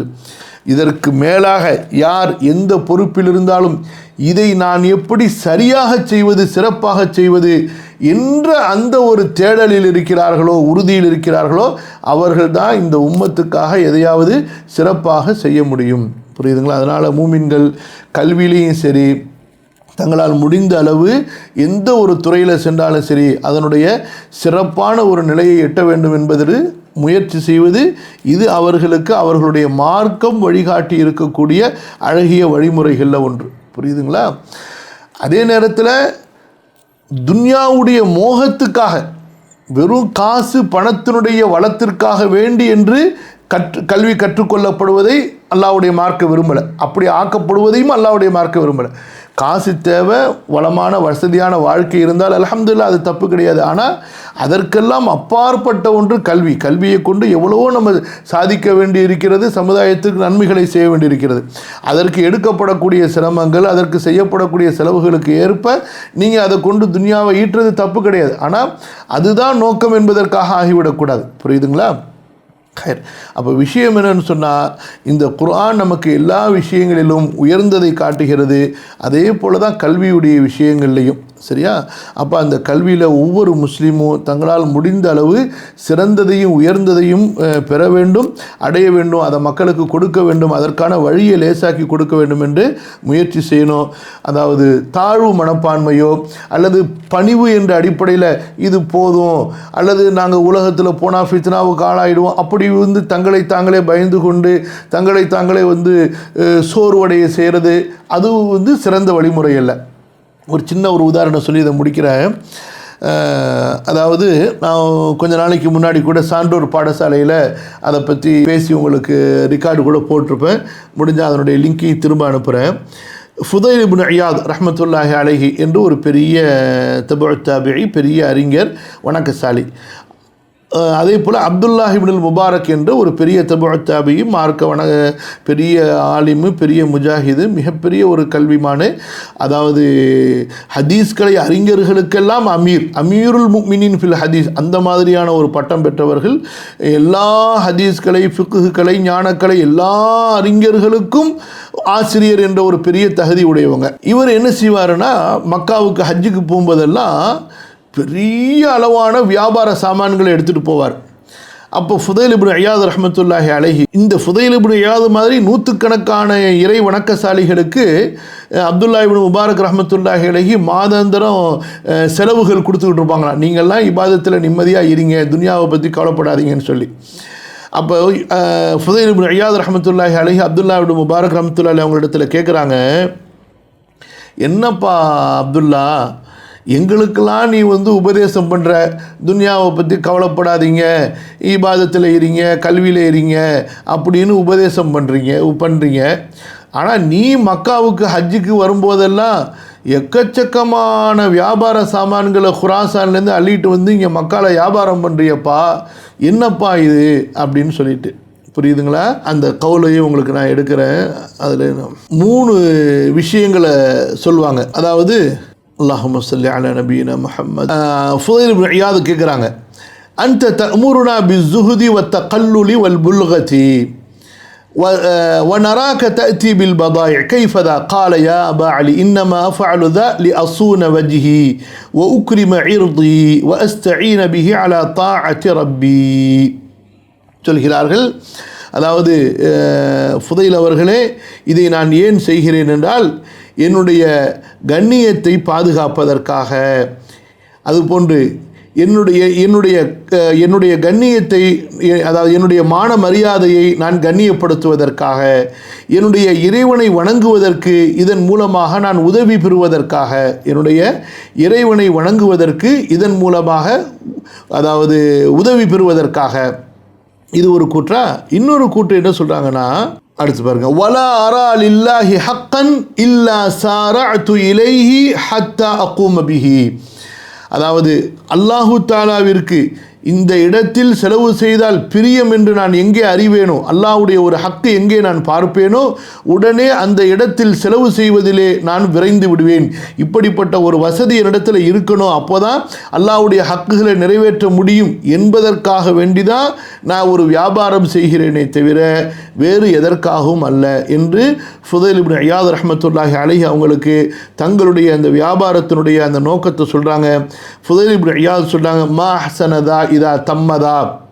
ஆஹா, இந்த நோக்கங்கள் எல்லாம் பூர்த்தியானால் இது எவ்வளவு ஒரு அழகான நோக்கம் என்று ஃபுதைல் இப்னு இயாத் அப்துல்லா இப்னு முபாரக் ரஹிமஹுல்லாவுடைய நோக்கத்தை வாழ்த்துறாங்க. அப்துல்லா இப்னு முபாரக் எந்தளவு பெரிய வியாபாரியாக இருந்தார்கள் என்றால் 100 நபர்களை அழைத்து கொண்டு ஒரு வருஷம் ஃபுல்லாக ஜிஹாதில் கழிப்பாங்க. இந்த 100 முஜாஹிதுகளுக்கு தேவையான குடும்ப செலவு, போர் செலவு, குதிரை பயண செலவு எல்லாத்தையும் அவங்க தான் பண்ணுவாங்க. அதுக்கு பிறகு அடுத்த வருஷம் 100 பேரை அழைத்து கொண்டு தங்களுடைய செலவில் ஹஜ்ஜுக்கு அவங்கள கூட்டிகிட்டு போவாங்க. அதுக்கு அடுத்த வருஷம் 100 பேரை அழைத்து கொண்டு மார்க்கு கல்வி கற்பதற்காக வேண்டி செல்வாங்க. இப்படிப்பட்ட ஒரு பெரிய ஒரு முன் உதாரணமான ஒரு தாபியாக இருந்தார்கள். பொருள்களை சம்பாதித்து அதை ஹலாலாவன வழியிலே செலவு செய்வதற்காக. இன்றைய செல்வந்தர்கள் எல்லாம் இத்தகைய செல்வந்தர்களை கொண்டு படிப்பினை பெறணும். புரியுதுங்களா? அவங்கவுங்க தன்னுடைய வீடு மாளிகை தன்னுடைய பங்களாவை கட்டுறதுல தான் பெரிய மும்முரமாக இருக்காங்களே தவிர என்ன சொல்கிறதுனே தெரியல. புரியுதுங்களா? பாருங்கள், அவங்க அளவுக்கு மட்டும் அவங்க சம்பாரிச்சிருந்தாங்கன்னா என்ன ஆயிருக்கும்? அப்போ 100 பேருடைய ஒவ்வொரு வருஷமும் ஒரு வருஷத்துக்கான அந்த கல்வித்தொகை குடும்பத்துக்கும் சேர்த்து. நம்மலாம் எந்த நிலைமை எங்கே போய் நிற்போமோ சொல்லுங்கள் பார்க்கலாம். நம்மலாம் வாழ்க்கையில் ஒரு குறிக்கோள் வைக்கணும். ஒரு குழந்தை பிறந்ததிலிருந்து ஒரு ஏழை குடும்பத்தில் தத்தெடுத்து எந்த மன சங்கடமும் இல்லாமல் அவனுக்கு சொல்லி காட்டாமல் அவனை கண்ணியமாக அவனை படித்து பெரிய ஆளாக்குற வரைக்கும். அதுதான் அல்லாஹ் தஆலா என்ன சொல்கிறான்? فلقتحم العقبة وما أدراك ما العقبة فك رقبة أو إطعام في يوم ذي مسغبة يتيما ذا مقربة أو مسكينا ذا متربة ثم كان من الذين آمنوا وتواصوا بالصبر وتواصوا بالمرحمة أولئك أصحاب الميمنة. அதனால் தயவுசெய்து யாருக்கெல்லாம் அந்த ஒரு வாய்ப்பு இருக்குமோ, அறிவு இருக்குமோ, திறமை இருக்குமோ, தயவு செய்து குறைவை கொண்டு போதுமாக்கி கொள்ளாதீங்க. அல்லாஹ்வுக்காக உயர்ந்ததை கொண்டோ சிறந்ததை கொண்டோ நீங்கள் அதை தேடுறதுக்கு அடையிறதுக்கு முயற்சி செய்து அதே நேரத்தில் பயத்தோடு இருங்க. அல்லாஹ்விடத்தில் துஆவோடு இருங்க. யா அல்லாஹ், இதை கொண்டு என்னுடைய உம்மத்துக்கு என்னுடைய மார்க்கத்திற்கு நன்மையை சேர்ப்பாயாக என்று அல்லாஹ் தஆலா அதுவும் உங்களுக்கு எப்படி உங்களுடைய தொழுகை, நோன்பு, ஜக்காத், ஹஜ்ஜி உங்களுக்கு மார்க்கத்தில் உங்களுக்கு அல்லாஹ்விடத்தில் ஒரு பெரிய தரஜாவை தேடித்தருமோ அதுபோன்று இதுவும் இன்ஷா அல்லாஹ் கண்டிப்பாக உங்களுக்கு அந்த தரஜாத்துகளை தேடித்தரும். புரியுதா? உஸ்மான் கனியை நினச்சி பாருங்கள், அப்துல் ரஹ்மான் இப்னு அவுஃபை நினச்சி பாருங்கள், அதே போல் தல்ஹா ரலியல்லாஹு அன்ஹு அவங்கள நினச்சி பாருங்கள், ஜுபைர் இப்னு அவ்வாமை நினச்சி பாருங்கள். சுப்ஹானல்லாஹ். முன்மாதிரி முஸ்லீம் புக்கு படிங்க, இன்ஷா அல்லாஹ் அதில் எல்லாம் உங்களுக்கு இருக்குது. நீங்கள் ஒவ்வொருத்தரும் இப்போ நீங்கள் வெளிநாடு போயிடுறீங்கல்ல, வெளிநாடு போய் செட்டில் ஆகிட்டீங்க வச்சுட்டிங்க. இப்போ நீங்கள் ஒவ்வொருத்தரும் நீங்கள் ஏதாவது ஒரு நிறுவனத்துக்கோ அல்லது ஒரு மதரசாவுக்கோ ஒரு மஸ்ஜிதுக்கோ அதோட ஒரு தொடர்போடு இருங்க. சரி, அது போக ஒரு லிஸ்ட்டு இருக்கணும் உங்கள்கிட்ட. உங்கள் இரத்த உறவுகளில் ஏழைகள் யார் அப்படின்னு ஒரு லிஸ்ட்டு வச்சுக்கோங்க. உங்களுடைய அண்டை வீட்டார்களில் ஏழைகள் யார், வாடகை வீட்டில் இருக்கிறவங்க யார், அந்த வீட்டில் எத்தனை பிள்ளைகள் இருக்காங்கன்னு ஒரு லிஸ்ட்டு வச்சுக்கோங்க. வச்சுட்டு முதல்ல உங்களுடைய மாத வருமானத்திலிருந்து ஒரு பகுதியை ஒதுக்குங்க. புரியுதா? அந்த பகுதி எதுக்கென்றால் உங்களுடைய இரத்த உறவில் இருக்கக்கூடிய பிள்ளைகளின் கல்வி செலவுக்காகன்னு சொல்லிட்டு. புரியுதா? அவங்க கேட்டாலும் கேட்காட்டியும் அழகிய முறையில் அவங்கள தேடி போய் இந்த காசு வருஷத்தில் ஒரு தடவை மொத்தமாகவோ அல்லது மாதமாகவோ கொடுக்கறதுக்கு உண்டான ஏற்பாடை நீங்கள் ஹலாலான முறையில் செய்ய, கண்ணியத்தோடு செய்ய. புரியுதுங்களா? செஞ்சதை சொல்லி காட்டாதீங்க. அவங்கள அவங்க கண்ணியம் இல்லாமல் கொடுக்காதீங்க. அன்பாக கொடுங்க, கண்ணியமாக கொடுங்க. அல்ஹம்துலில்லாஹ். இந்த மாதிரி ஒரு திட்டத்தை ஒவ்வொருத்தங்களும் உங்களுக்கும் அல்லாஹ்வுக்கு இடையில் ரகசியமாக வச்சுக்கங்க. புரியுதா? நீங்கள் மதரசாவுக்கு மஸ்ஜிதுக்கு கொடுக்குறீங்க, வர்றவங்களை தேடி வர்றவங்களுக்கெல்லாம் கொடுக்குறீங்க, அதெல்லாம் வச்சுக்கோங்க. உங்கள் செல்வத்தில் ஒரு பகுதியை இதை உங்களுடைய இரத்த குடும்பத்தில் உள்ள ஒரு மாணவனை படிக்க வைக்கிறதுக்கோ கல்வியாளன் ஆக்கிறதுக்கோ என்ன, அதே போல் உங்களுடைய நண்பர்களுடைய குடும்பத்தில் இருப்பாங்க. எத்தனையோ பேர் படித்து அவர் பெரிய ஆயிடுவார், அவரோட படித்த நண்பர்கள் இருப்பாங்க, +2 நிப்பாட்டியிருப்பாங்க, ஊரில் கூலி வேலை செஞ்சு 15,000 20,000 சம்பளத்தை வாங்கிட்டு இருப்பாங்க. அவங்களுடைய பிள்ளைகள் படிக்க வைக்க முடியாமல் கஷ்டப்பட்டு இருப்பாங்க. ஒன்றும் இல்லை, இந்தப்பா உனக்கு மாதம் 10,000 அல்லது ஒரு வருஷத்துக்கு இந்த ஒரு 50,000 எங்கேயாவது ஒரு நல்ல ஸ்கூலில் படிக்க வை. அடுத்து அதே போல் அவங்களுக்கு தீனியும் கொடுத்துக்கிட்டு இருக்கீங்க. அப்போ நீங்கள் துன்யாவையும் கொடுத்து தீனியும் நீங்கள் சொல்லும்போது அல்ஹம்துலில்லாஹ் அவங்களுக்கு ரொம்ப ஆர்வமாக இருக்கும் அந்த தீனை பின்பற்றுறதுல. புரியுதா? இன்றைக்கி ஏன் மஸ்ஜிதை சுற்றி கிறிஸ்தவர்கள் பிரச்சாரம் பண்ணுறாங்க. எங்கள் நாங்கள் மண்ணடி, ராயபுரம், வண்ணாரப்பேட்டை இங்கெல்லாம் பெரிய சவால்களை இன்றைக்கி எதிர்நோக்கிட்டு இருக்கிறோம். ஏன்னா ஏழைகள் மஸ்ஜிதுக்கு வர்றதில்லைன்னு கம்ப்ளைண்ட் பண்ணுறாங்க. மஸ்ஜிதுக்கு ஏன் அவங்க மஸ்ஜிதுக்கு வருவாங்கங்கிற கேட்குறாங்க. எங்களுக்கு எந்த உதவியுமே இந்த மஸ்ஜிதை கொண்டு ஆகிறதில்ல. பாருங்கள், கிறிஸ்தவர்கள் பாருங்கள், எங்கள் பிள்ளைங்களை ஸ்கூலில் சேர்த்துக்கிட்டாங்க, எங்களுக்கு அது கொண்டாந்து கொடுத்தாங்க, இது கொண்டாந்து கொடுத்தாங்கன்னு சொல்லி. இப்போ அல்ஹம்துலில்லாஹ் பல விழிப்புணர்வுகள் அதுக்கான ஒரு பெரிய அளவு ஏற்பாடுகள் நடந்து கொண்டு அது செஞ்சு கொண்டு இருக்குது. இப்போ அல்ஹம்துலில்லாஹ் அவங்க பள்ளிக்கு வர்றாங்க. அப்போ நம்ம வெறும் தொழுகையை மட்டும் ரசூல் ஸல்லல்லாஹு அலைஹி வஸல்லம் சொல்லிக் கொடுக்கல, பசியை போக்குறதுக்கு உண்டான வழியையும் செஞ்சாங்க நபி ஸல்லல்லாஹு அலைஹி வஸல்லம். புரியுதுங்களா? இன்றைக்கு நாளைக்கு ஒரு பிரச்சனைன்னு சொன்னால் ஏழைகள் தான் இந்த உம்மத்துக்கு உயிர் கொடுக்க வருவாங்களே தவிர கோபுரங்களில் இருக்கக்கூடிய செல்வந்தர்களும் வில்லாக்களில் இருக்கக்கூடிய செல்வந்தர்களும் தங்களது உயிரை கொடுக்கறதுக்கு தங்களையும் தங்களுடைய பிள்ளைகளையும் கொண்டு மைதானத்தில் நிறுத்த மாட்டாங்க. ஏழைகளும் நடுத்தர மக்களும் தான் தெருவில் நின்று அல்லாஹ்வுக்காக வேண்டி போராடுவாங்க. புரியுதா? அந்த ஏழைகள் அவங்க தான் இந்த உம்மத்தினுடைய பெரும்பாலானவர்கள். அவர்கள் பாதுகாக்கப்படவில்லை என்றால் வேற என்ன இந்த உம்மத்தில் நடக்கும் யோசிச்சு பாருங்க. அல்லாஹு தஆலா இந்த மார்க்கத்தில் குர்ஆன் ஹதீஸை கொடுத்து நமக்கு வழிகாட்டுதலை நிறைவு செய்து விட்டான். அதுபோன்று அதற்கு பிறகு இப்போ நம்ம பேசிய மாதிரி ஹலீஃபாக்களுடைய வாழ்க்கை வரலாறுகள், அது போக தனிப்பட்ட ஒரு அவருடைய வாழ்க்கைக்கு சில கனவுகள் மூலமாக பஷாரத், சில நற்செய்திகளோ அல்லது சில உணர்வுகளோ உணர்த்தப்படுவதற்கான வாய்ப்பு இருக்குது. ரசூல் ஸல்லல்லாஹு அலைஹி வஸல்லம் என்ன சொன்னார்கள்? நுபுவத்துடைய எல்லாம் பகுதிகளும் முடிந்து விட்டன, உண்மையான அழகிய கனவுகளை தவிரன்னு சொல்லி. அது அவருக்கும் அல்லாஹ்வுக்கும் இடையில் எந்த அளவுக்கு ஒரு ஈமானிய உறவுகள், அவருடைய உள்ளம் பரிசுத்தமாக இருக்குமோ. ஆனால் அதை வைத்து மக்களுக்கு அவர் ஒரு சட்டத்தை சொல்கிறதுக்கோ மக்களை இப்படி செய்யுங்க இந்த காலத்தில் அப்படின்னு வழிநடத்துறதுக்கோ முடியாது. அதை மார்க்க ஆதாரங்களோடு ஒப்பிட்டு குர்ஆன் ஹதீஸுடைய தெளிவான வழிகாட்டுதல்களோடு ஒப்பிட்டு பார்த்து அதற்கான ஒரு ஆதாரங்கள் இருந்தாலே தவிர, சரிங்களா, அதையும் நான் கனவுல பார்த்தேன் இப்படி செய்யுங்க அப்படிங்கிற மாதிரியாக மக்களுக்கு கொண்டு போகக்கூடாது.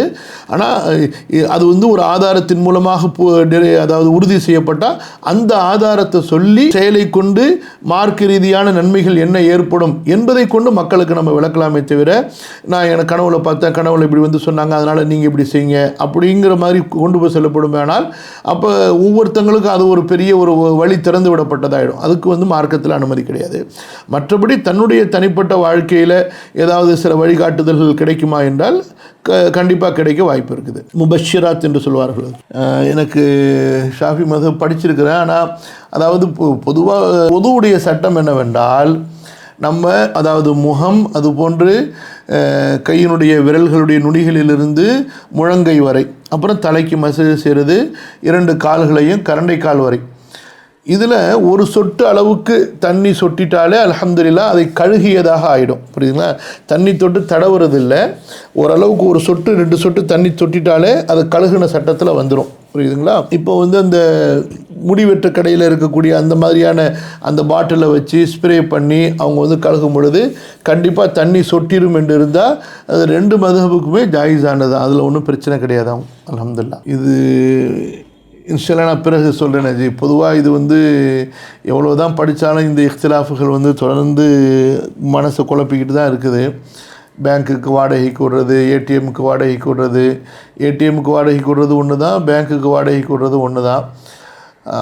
முன்னாடி உள்ள உலமாக்களுடைய ஃபத்வாக்கள்னு சொன்னால் அல் புனூக்குர் ரிபவியா, எந்த வங்கிகள் தங்களுடைய வருமானத்தை வட்டியின் அடிப்படையில் வைத்து முழுமையாக நடத்தி கொண்டிருக்கின்றனவோ அந்த வங்கிகளுக்கு ஏடிஎம் மிஷினுக்காக வேண்டி கொடுக்குறதா இருக்கட்டும், அல்லது அந்த வங்கிகளுக்கே நேரடியாக நம்ம வாடகைக்கு விடுறதாக இருக்கட்டும் கூடாது என்று தான் அவங்க தீர்ப்பு சொல்கிறாங்க. சில நேரங்களில் உமூமுல் பல்வான்னு சொல்லுவாங்க, அதாவது பிரச்சனைகள் பெரிதாக உருவெடுத்து வேறு வழி இல்லாத அளவுக்கு நிர்பந்தமாக ஆகிவிடுமே. ஆனால் அப்போ அந்த நேரத்தில் அதில் ஏதாவது ஜவாஸுடைய ஆகுவதற்குரிய சூழ்நிலைகள் இருக்கா என்று உலமாக்கள் ஆராய்ச்சி செய்வாங்க. அந்த அடிப்படையில் இந்த பேங்க்குடைய தொடர்புகள், அதே போல் இந்த மாதிரி ஏடிஎம் மிஷினு, அதே போல் இந்த கிரெடிட் கார்டுடைய விஷயங்கள், இதெல்லாம் இன்றைக்கு ஒரு பெரிய அளவு ஒரு மனிதனுடைய பொருளாதாரத்தையும் அவனுடைய அன்றாட தேவைகளையும் சுற்றி வந்துட்டதுனால நம்ம நேரடியாக வட்டியோடு சம்மந்தப்படாமல் நமக்கு அந்த பேங்க்கினுடைய வட்டி கொடுக்கல் வாங்கல் வட்டியோடு இல்லை, நம்முடைய காசு போகிறோம், நம்முடைய காசை எடுக்கிறோம் பாதுகாப்புக்காக வேண்டி. அதே போல் நாட்டுடைய சட்டம் அதிகமான செல்வத்தை கையில் வைத்து கொள்ளக்கூடாது, அந்த மாதிரியான ஒரு சூழ்நிலை இருக்கும் பொழுது ஸோ அதற்காக வேண்டி அதே போல் மற்ற இடங்களில் கேஷ் டிரான்சாக்ஷனுக்கு நெருக்கடிகள் இருக்குது. ஸோ இந்த மாதிரி இருக்கும் பொழுது இப்போ உம்முல் பல்வாங்கிற அடிப்படையில் இந்த அனுமதியை பொதுவாக உலமாக்கள் இப்போ கொடுத்துக்கிட்டு இருக்கிறாங்க. ஸோ அந்த அடிப்படையில் அந்த ஏடிஎம் மிஷினுக்கு கொடுக்கறதுக்கு எதுவும் அனுமதி கொடுத்துருக்காங்களா அப்படிங்கிறது இன்ஷால்லா நான் பார்த்து சொல்கிறேன் இன்ஷால்லா. ஆனால் இதற்கு முன்னாடி உள்ள ஃபத்வா வரைக்கும் பார்த்தீங்கன்னு சொன்னால் அறவே கூடாதுங்கிறது தான் இதுக்கு முன்னாடி வரைக்கும் உள்ள ஃபத்வாக்கள். கண்டிப்பாக ஜக்காத் ஆகும், அந்த ஜக்காத்துக்கு தகுதியானவங்களுக்கு நீங்கள் கொடுக்கலாம். நீங்கள் யாருக்காக வேண்டி அதை எடுத்து வச்சுருந்தீங்களோ அவங்க தேடி வரல, அல்லது உங்களால் அவங்கள தேடி கொண்டு போய் கொடுக்க முடியவில்லை என்றால் ஜக்காத்துக்கு தகுதியான வேறு யாருக்கு வேண்டுமானாலும் ஜக்காத்துடைய எண்ணத்தில் நீங்கள் கொடுக்கலாம். இல்லை ஜக்காத்தெல்லாம் நீங்கள் கொடுத்து முடிச்சிட்டீங்க, இப்போ இந்த பணம் உங்கள்கிட்ட உபரியாக இருக்குதுன்னு சொன்னால் அப்போ நீங்கள் இதை உபரியான சதக்காவாக கொடுக்கலாம், அல்லது அடுத்த வருஷத்துக்கான ஜக்காத்தை நீங்கள் ஒதுக்கி வைக்கலாம். இப்போ தமிழில் சில புத்தகங்கள் இமாம் இப்னு கசீருடைய நூல்கள் வந்திருக்கு. நான் அதனுடைய போஸ்டர் அல்லது அதனுடைய புக்கு டீட்டெயில்ஸு குரூப்பில் ஷேர் பண்ணுறேன் இன்ஷா அல்லாஹ். பிஸ்மில்லாஹிர் ரஹ்மானிர் ரஹீம். அல்லாஹும்ம யஸ்ஸிர். எல்லாவற்றுக்கும் குர்ஆனில் பதில் இருக்குது, சரிங்களா? நீங்கள் சூரா நிசால அநேகமாக 8வது வசனமாக இருக்கும், சரிங்க. வ இதா ஹதரல் கிஸ்மத உலுல் குர்பா வல் யதாமா வல் மசாக்கீனு ஃபர்ஸுகூஹும் மின்ஹு வகூலு லஹும் கௌலம் மஅரூஃபா. 4வது அத்தியாயத்தில் 8வது வசனம் தான். அதாவது சொத்துகள் பங்கீடு வைக்கப்படும் போது நெருக்கமான இரத்த உறவுகளோ அனாதைகளோ ஏழைகளோ வந்தால் அந்த சொத்திலிருந்து, அந்த பங்கு வைக்கப்படக்கூடிய அந்த செல்வத்திலிருந்து அவர்களுக்கும் கொடுங்கள். இன்னும் நீங்கள் அவர்களுக்கு அழகிய வார்த்தைகளை, அழகிய சொற்களை சொல்லிவிடுங்கள் என்று அல்லாஹ் தஆலா சொல்கிறார். இப்போ நம்ம கேள்வி கேட்டவங்க கேட்டாங்களே, அவங்க ஒரு விஷயத்தை நல்லா புரிந்து கொள்ளணும். அல்லாஹ் சுப்ஹானஹு வ தஆலா அவன் நாடி இருந்தால் இந்த பூமியில் எல்லாரையுமே செல்வந்தர்களாக ஆக்கியிருக்கலாம். அது அல்லாஹ்வுக்கு சிரமமானது அல்ல, அது அல்லாஹ்வுக்கு ஒரு பெரிய விஷயமும் அல்ல, அல்லாஹ்வுடைய கசானா குறை போகிறதும் அல்ல. அல்லாஹு தஆலா ஒருவரை செல்வந்தராக்கி அவரை சோதிக்கிறான், ஒருத்தரை ஏழையாக்கி அல்லாஹ் அவரை சோதிக்கிறான். செல்வந்தரை கொண்டு ஏழையை சோதிக்கிறான், ஏழையை கொண்டு செல்வந்தரை அல்லாஹ் சோதிக்கிறான். சரியா? அவங்க அட்வான்டேஜ் எடுக்கிறாங்க அல்லது வேறு என்னாட்டேஜ் எடுக்கிறாங்கலாம் நீங்கள் கவலைப்படாதீங்க. உங்களால் முடிகிறத அவங்களுக்கு கொடுத்துடுங்க, அழகிய வார்த்தையை சொல்லிடுங்க, அவ்வளோதான். அவர்களுடைய நிலையை பற்றி அவர்களுடைய ரப்பு அவர்களிடத்தில் விசாரிப்பான். நீங்கள் அவர்களுக்கு ரப்பு கிடையாது. அவர்களுடைய செயல்களை கண்காணித்து முடிவு செய்கிறதுக்கு அவர் அட்வான்டேஜ் எடுத்துக்கிறாரு, அவர் அட்வான்டேஜ் எடுக்கலை, அவர் அப்படி அவர் சம்பாதிக்க மாட்டேங்கிறாரு, சோம்பேறியாக இருக்கிறாரு, நான் கொடுக்கறதுனால அவர் சோம்பேறியாக போயிடுவார் அப்படின்னு நீங்கள் நினைக்காதீங்க. அது உங்களுடைய உள்ளத்தில் ஷைத்தான் போடக்கூடிய ஒரு கெட்ட எண்ணம். தர்மத்திலிருந்து தடுப்பதற்கும், நல்ல கவனிங்க, தர்மத்திலிருந்து உங்களை தடுப்பதற்கும், உங்களுடைய உள்ளத்தில் பெருமையை கொண்டு வருவதற்கும், ஏழைகளை பற்றிய தப்பான எண்ணத்தை உங்களுடைய உள்ளத்தில் விதைக்கிறதுக்கும், நீங்கள் இரத்த உறவுகளை ஆதரிப்பதை தடுப்பதற்கும் ஷைத்தான் ஏற்படுத்தக்கூடிய வீணான எண்ணங்கள். அப்படியே உறுதியாக தெரிஞ்சால் கூட அந்த எண்ணங்களை நீங்கள் புறக்கணிச்சிருங்க. உங்கள் மேலே என்ன கடமை, உங்களுக்கு மீதம் இருப்பதை யஸ்அலூனக மாதா யுன்ஃபிகூன் குலில் ஆஃபு, நபியே எதை தர்மமாக கொடுக்க வேண்டும் என்று அவர்கள் உங்களிடத்தில் கேட்கிறார்கள், நீங்கள் சொல்லுங்கள் உங்களுடைய அவசிய தேவைகளுக்கு மீதம் உள்ளதை நீங்கள் தர்மமாக கொடுங்கள் என்று. அதை நீங்கள் உங்களுக்கு முடிஞ்சதை நீங்கள் கொடுங்க. அதில் முதலாவது இரத்த உறவு. அதனால் நீங்கள் கொடுக்கறதுனால அவங்க சோம்பேறி ஆகிடுறீங்க, அதனால் நீங்கள் குற்றவாளி ஆக மாட்டீங்க. அவர்கள் அல்லாஹ்விடத்தில் பதில் சொல்லக்கூடியவர்கள், அவர்கள் அல்லாஹ் விசாரிக்க போதுமானவர். அழகிய முறையில் அவர்கள் உழைப்பதற்கும் அவர்களுடைய வியாபாரத்துக்கு தோதுவான சூழ்நிலைகளை ஏற்படுத்தி உபதேசங்கள் செய்கிறது அது தனி விஷயம். அது நீங்களோ அல்லது வேறு நண்பர்கள் மூலமாகவோ நீங்கள் செய்கிறத செய்யலாம். ஆனால் அதனால் நீங்களாக ஒரு நினைப்பை ஏற்படுத்தி கொள்வதோ இந்த மாதிரியான எண்ணங்களை கொண்டு வரதோ கண்டிப்பாக தவிர்க்கப்பட வேண்டிய ஒன்று. அதனால் உங்களுடைய நன்மைகளை தான் நீங்கள் சுருக்கிக் கொள்வீங்க. சரி, அவங்க எதிர்பார்க்குறாங்களே அப்படின்னு சொன்னால் தப்பும் கிடையாது. அது அவர்கள் ஏழைகளாக இருந்து தேவை உள்ளவர்களாக இருந்து அவர்கள் உங்களிடத்திலிருந்து செல்வத்தை எதிர்பார்த்தால் அதில் எந்த தப்புமே கிடையாது. புரியுதுங்களா? தகுதி உள்ளவர்கள் எதிர்பார்ப்பார்களே, ஆனால் அது அல்லாஹ் தஆலா அவர்களுடைய சூழ்நிலை. அது உங்களால் முடிஞ்சால் கொடுங்க, இல்லைன்னா வக்கூலு லஹும் கௌலன் மஅரூஃபா, எப்போ என்னால் இப்போ முடியாது, அல்லாஹ் உனக்கு உதவி செய்யட்டு, நான் துஆ செய்கிறேன், என்னால் முடிஞ்சால் நான் கொடுத்துறேன்னு சொல்லி அழகிய வார்த்தையை சொல்லி நீங்கள் அனுப்பிடுங்க, அவ்வளோதான். ஈவன் அவங்க அழுத்தி டிமாண்ட் பண்ணி கேட்டால் கூட நீங்கள் அழகிய வார்த்தையை கொண்டு சொல்லிடுங்க. அதனால் நீங்கள் கோவிச்சு கொள்ளாதீங்க, வருத்தம் அடையாதீங்க. புரியுதா? கேள்வி கேட்டவங்களுக்கு புரிஞ்சுச்சா?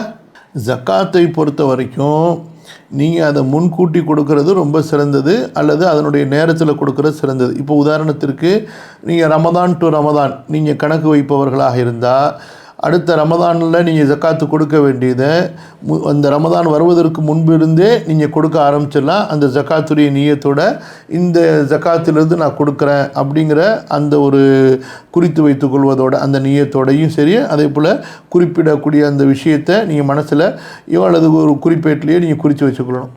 ஈவன் அது வரைக்கும் நீங்கள் பார்த்தீங்க அந்த மாதிரியான ஒரு வசதி ஏற்படலை, ரமதானும் வந்துருச்சு, ரமதானும் முடிஞ்சிருச்சு, ஆனால் அந்த ஜக்காத்து உங்களால் எடுத்து கொடுக்க முடியவில்லைனாலும் அந்த ஜக்காத்து உங்கள் மேலே கடனாக இருக்கும். அடுத்த ஜக்காத்துடைய காலம் வர்றதுக்குள்ளார எவ்வளோ சீக்கிரம் முடியுமோ நீங்கள் அதை கொடுத்துடணும். இன்ஷா அல்லாஹ் பெரிய குற்றமாக ஆகாது இன்ஷா அல்லாஹ். அது உங்களுடைய சிரமத்தால் நீங்கள் தாமதப்படுத்துவீர்களே, ஆனால் இல்லை அந்த ஜக்காத்து கஞ்சத்தனத்தால் தாமதப்படுத்தினா அது பெரும் பாவமாக ஆகும். அல்லாஹ் பாதுகாக்கணும். ஏன்னா சில பேர் உதாரணத்துக்கு லட்சக்கணக்கில் ஜக்காத்து கொடுக்குறவங்க இருக்காங்கல்ல. இப்போ உதாரணத்துக்கு 1 கோடி ரூபா இருந்தால் 2 லட்ச ரூபா ஜக்காத்து கொடுக்கணும். இப்போ எத்தனையோ பேர்கிட்ட சர்வசாதாரணமாக செல்வந்தர்கள்ட்ட 10 கோடி 20 கோடி 100 கோடின்னு இருக்குது. 1 கோடிக்கு 2 லட்சம், 100 கோடிக்கு அப்போ 2.5 கோடி கொடுக்கணும். ஆனால் இந்த 25 லட்சம் இருக்குது, இதை வச்சு ஒரு வியாபாரம் பண்ணிவிட்டு அதிலேருந்து ஒரு வருமானம் வந்துடுமே, அதை வச்சு கொடுத்துருவோமே, இந்த மாதிரி ஷைத்தான் போட்டு இதனால் அவர்கள் தாமதப்படுத்தினால் அது பெரும்பாவமாகும். மற்றபடி ஒருத்தரிடத்தில் உதாரணம் 100 கோடி ரூபாய்க்கு வியாபாரம் இருக்குது, ஆனால் 25 லட்ச ரூபா ரொக்கமாக எடுத்து ஜக்காத்து கொடுக்கறதுக்குறான கேஷ் இல்லை, பொருளாக இருக்குது, எல்லாமே மிஷினரியாக இருக்குது, வாங்கி போட்ட விற்பனை சாமான்களாக இருக்குது, அதை உடனே காசாக்க முடியல, அல்லது பில்கள் பேமெண்ட் வர வேண்டியது வரல, அதனால் தாமதப்படுத்தினா குற்றவாளியாக மாட்டார். 40 கிலோ தங்கம் இருந்துச்சுன்னா 1 கிலோ தங்கம் கொடுக்கணும். அந்த மாதிரி பாருங்கள். இந்த நகைகளுடைய ஜக்காத்தை பொறுத்த வரைக்கும் அறிஞர்களிடத்தில் 2 கூற்றுகள் இருக்கின்றன. ஒரு கூற்று நகைகள் அணியப்படுகின்ற நகைகளாக இருக்கட்டும், பாதுகாப்பாக வைக்கப்பட்டிருக்கக்கூடிய நகைகளாக இருக்கட்டும், சேமிப்புக்காக வாங்கப்பட்ட நகைகளாக இருக்கட்டும், தங்கம் வெள்ளியினால், வேறு ஆபரணங்கள் வேறு உலோகங்களால் அல்ல, தங்கம் வெள்ளியினால் செய்யப்பட்ட எந்த வகையான நகையாக இருக்கட்டும், அந்த நகைகள் எல்லாவற்றுக்கும் ஜக்காத்து உண்டு என்று அறிஞர்களுடைய ஒரு பெரும் தொகையினர் கூறுகிறார்கள். அதே போல் அறிஞர்களில் ஒரு கூட்டம் எந்த தங்கம் அல்லது வெள்ளி நகையாக ஆக்கப்பட்டு விட்டதோ, கட்டியாக இல்லாமல் நகையாக ஆக்கப்பட்டு விட்டதோ, பயன்பாட்டுக்குரிய ஆபரணங்களாக ஆக்கப்பட்டு விட்டதோ, அத்தகைய ஆபரணங்களுக்கு ஜக்காத் இல்லை என்று சொல்கிறாங்க. ஸோ அந்த அறிஞர்களுடைய கூற்றுப்படி தான் நீங்கள் பயன்பாட்டுக்காக உடலில் போட்டிருக்கக்கூடிய அணிந்திருக்கக்கூடிய நகைகளுக்கு ஜக்காத் இல்லை என்ற அந்த சட்டம் வரும். புரியுதுங்களா? ஒன்ஸு நீங்கள் நகைகளுக்கு ஜக்காத்து கொடுக்குறீங்க என்று இருக்குமேனால், அப்போ எல்லா நகைகளுக்குமே அதனுடைய கணத்தை நீங்கள் அளவெடுத்து அதற்கு நீங்கள் ஜக்காத்து கொடுத்துடணும். அதுதான் அதாவது சரியான கூற்றுக்கு நெருக்கமான ஒன்று. புரியுதுங்களா? எந்த நகைகள் வியாபாரத்துக்காக வச்சுருக்கிறாங்களோ அல்லது ஒரு சேவிங்காக வேண்டி அணியணுங்கிற நோக்கம் இல்லை, காசாக வச்சுருக்க முடியாது, நம்ம நகையாக வாங்கி வச்சுருவோம், பின்னாடி நம்ம விற்றுக்கொள்வோம் அப்படின்னு இருந்தால் அப்படிப்பட்ட நகைகளுக்கு ஜக்காத்து உண்டு. சரிங்களா? இது யார் சொல்லக்கூடிய கூற்று? அணியக்கூடிய நகைகளுக்கு ஜக்காத் இல்லை என்று சொல்கிறாங்கல்ல, அந்த அறிஞர்களுடைய கூற்று. மற்றபடி அறிஞர்களுடைய ஒரு கூட்டம் நகைகள் தங்கம் வெள்ளியினால் செய்யப்பட்ட ஆபரணங்கள், அது நம்ம அணிந்திருந்தாலும் சரி அல்லது நம்ம வீட்டில் அணியாமல் வச்சுருந்தாலும் சரி அல்லது எப்பயாவது அணியக்கூடியதாக இருந்தாலும் சரி, அவற்றை எல்லாவற்றுக்கும் ஜக்காத்து உண்டு என்று சொல்கிறாங்க. ஸோ இப்படி ரெண்டு விதமான கூற்று இருக்குது. நீங்கள் எதன்படி அமல் செய்கிறீங்களோ அதில் ஏதாவது ஒரு கூற்றை எடுத்து அமல் செஞ்சால் அதில் தெளிவாக உறுதியாக செஞ்சிடணும். ஒன்ஸ் நீங்கள் நகைகளுக்கு ஜக்காத்து கொடுக்குறீங்கன்னா அதில் இன்க்ளூடிங் உங்களுடைய உடலில் நீங்கள் அணிஞ்சிருக்கக்கூடிய நகைகளையும் சேர்த்துருங்க. அடுத்தது இந்த ஈசால் சவாப், குரான் ஓதி நன்மையை சேர்ப்பிப்பது என்று பார்க்கும் பொழுது ஒரு சில அறிஞர்கள் இதை சரி என்று சொல்லியிருந்தாலும் பெரும்பாலான அறிஞர்களும் அதே போல் குரான் ஹதீஸுடைய ஆதாரங்களும் இதை முழுமையாக மறுக்கின்றன. ரசூல் ஸல்லல்லாஹு அலைஹி வஸல்லம் இறந்தவர்களுக்காக நாம் செய்யக்கூடிய அமல்கள் என்று கூறும் பொழுது அங்கே ஒருபோது நபி ஸல்லல்லாஹு அலைஹி வஸல்லம் இந்த குரான் திலாவத்துல் குரானை ஹத்மத்துல் குரானை சொல்லவே இல்லை. நபி ஸல்லல்லாஹு அலைஹி வஸல்லமுடைய காலத்தில் நிறைய வஃபாத்துகள் தொடர்ந்து நடந்து கொண்டிருந்தன, ஷஹாதத்துகள் நடந்து கொண்டிருந்தன.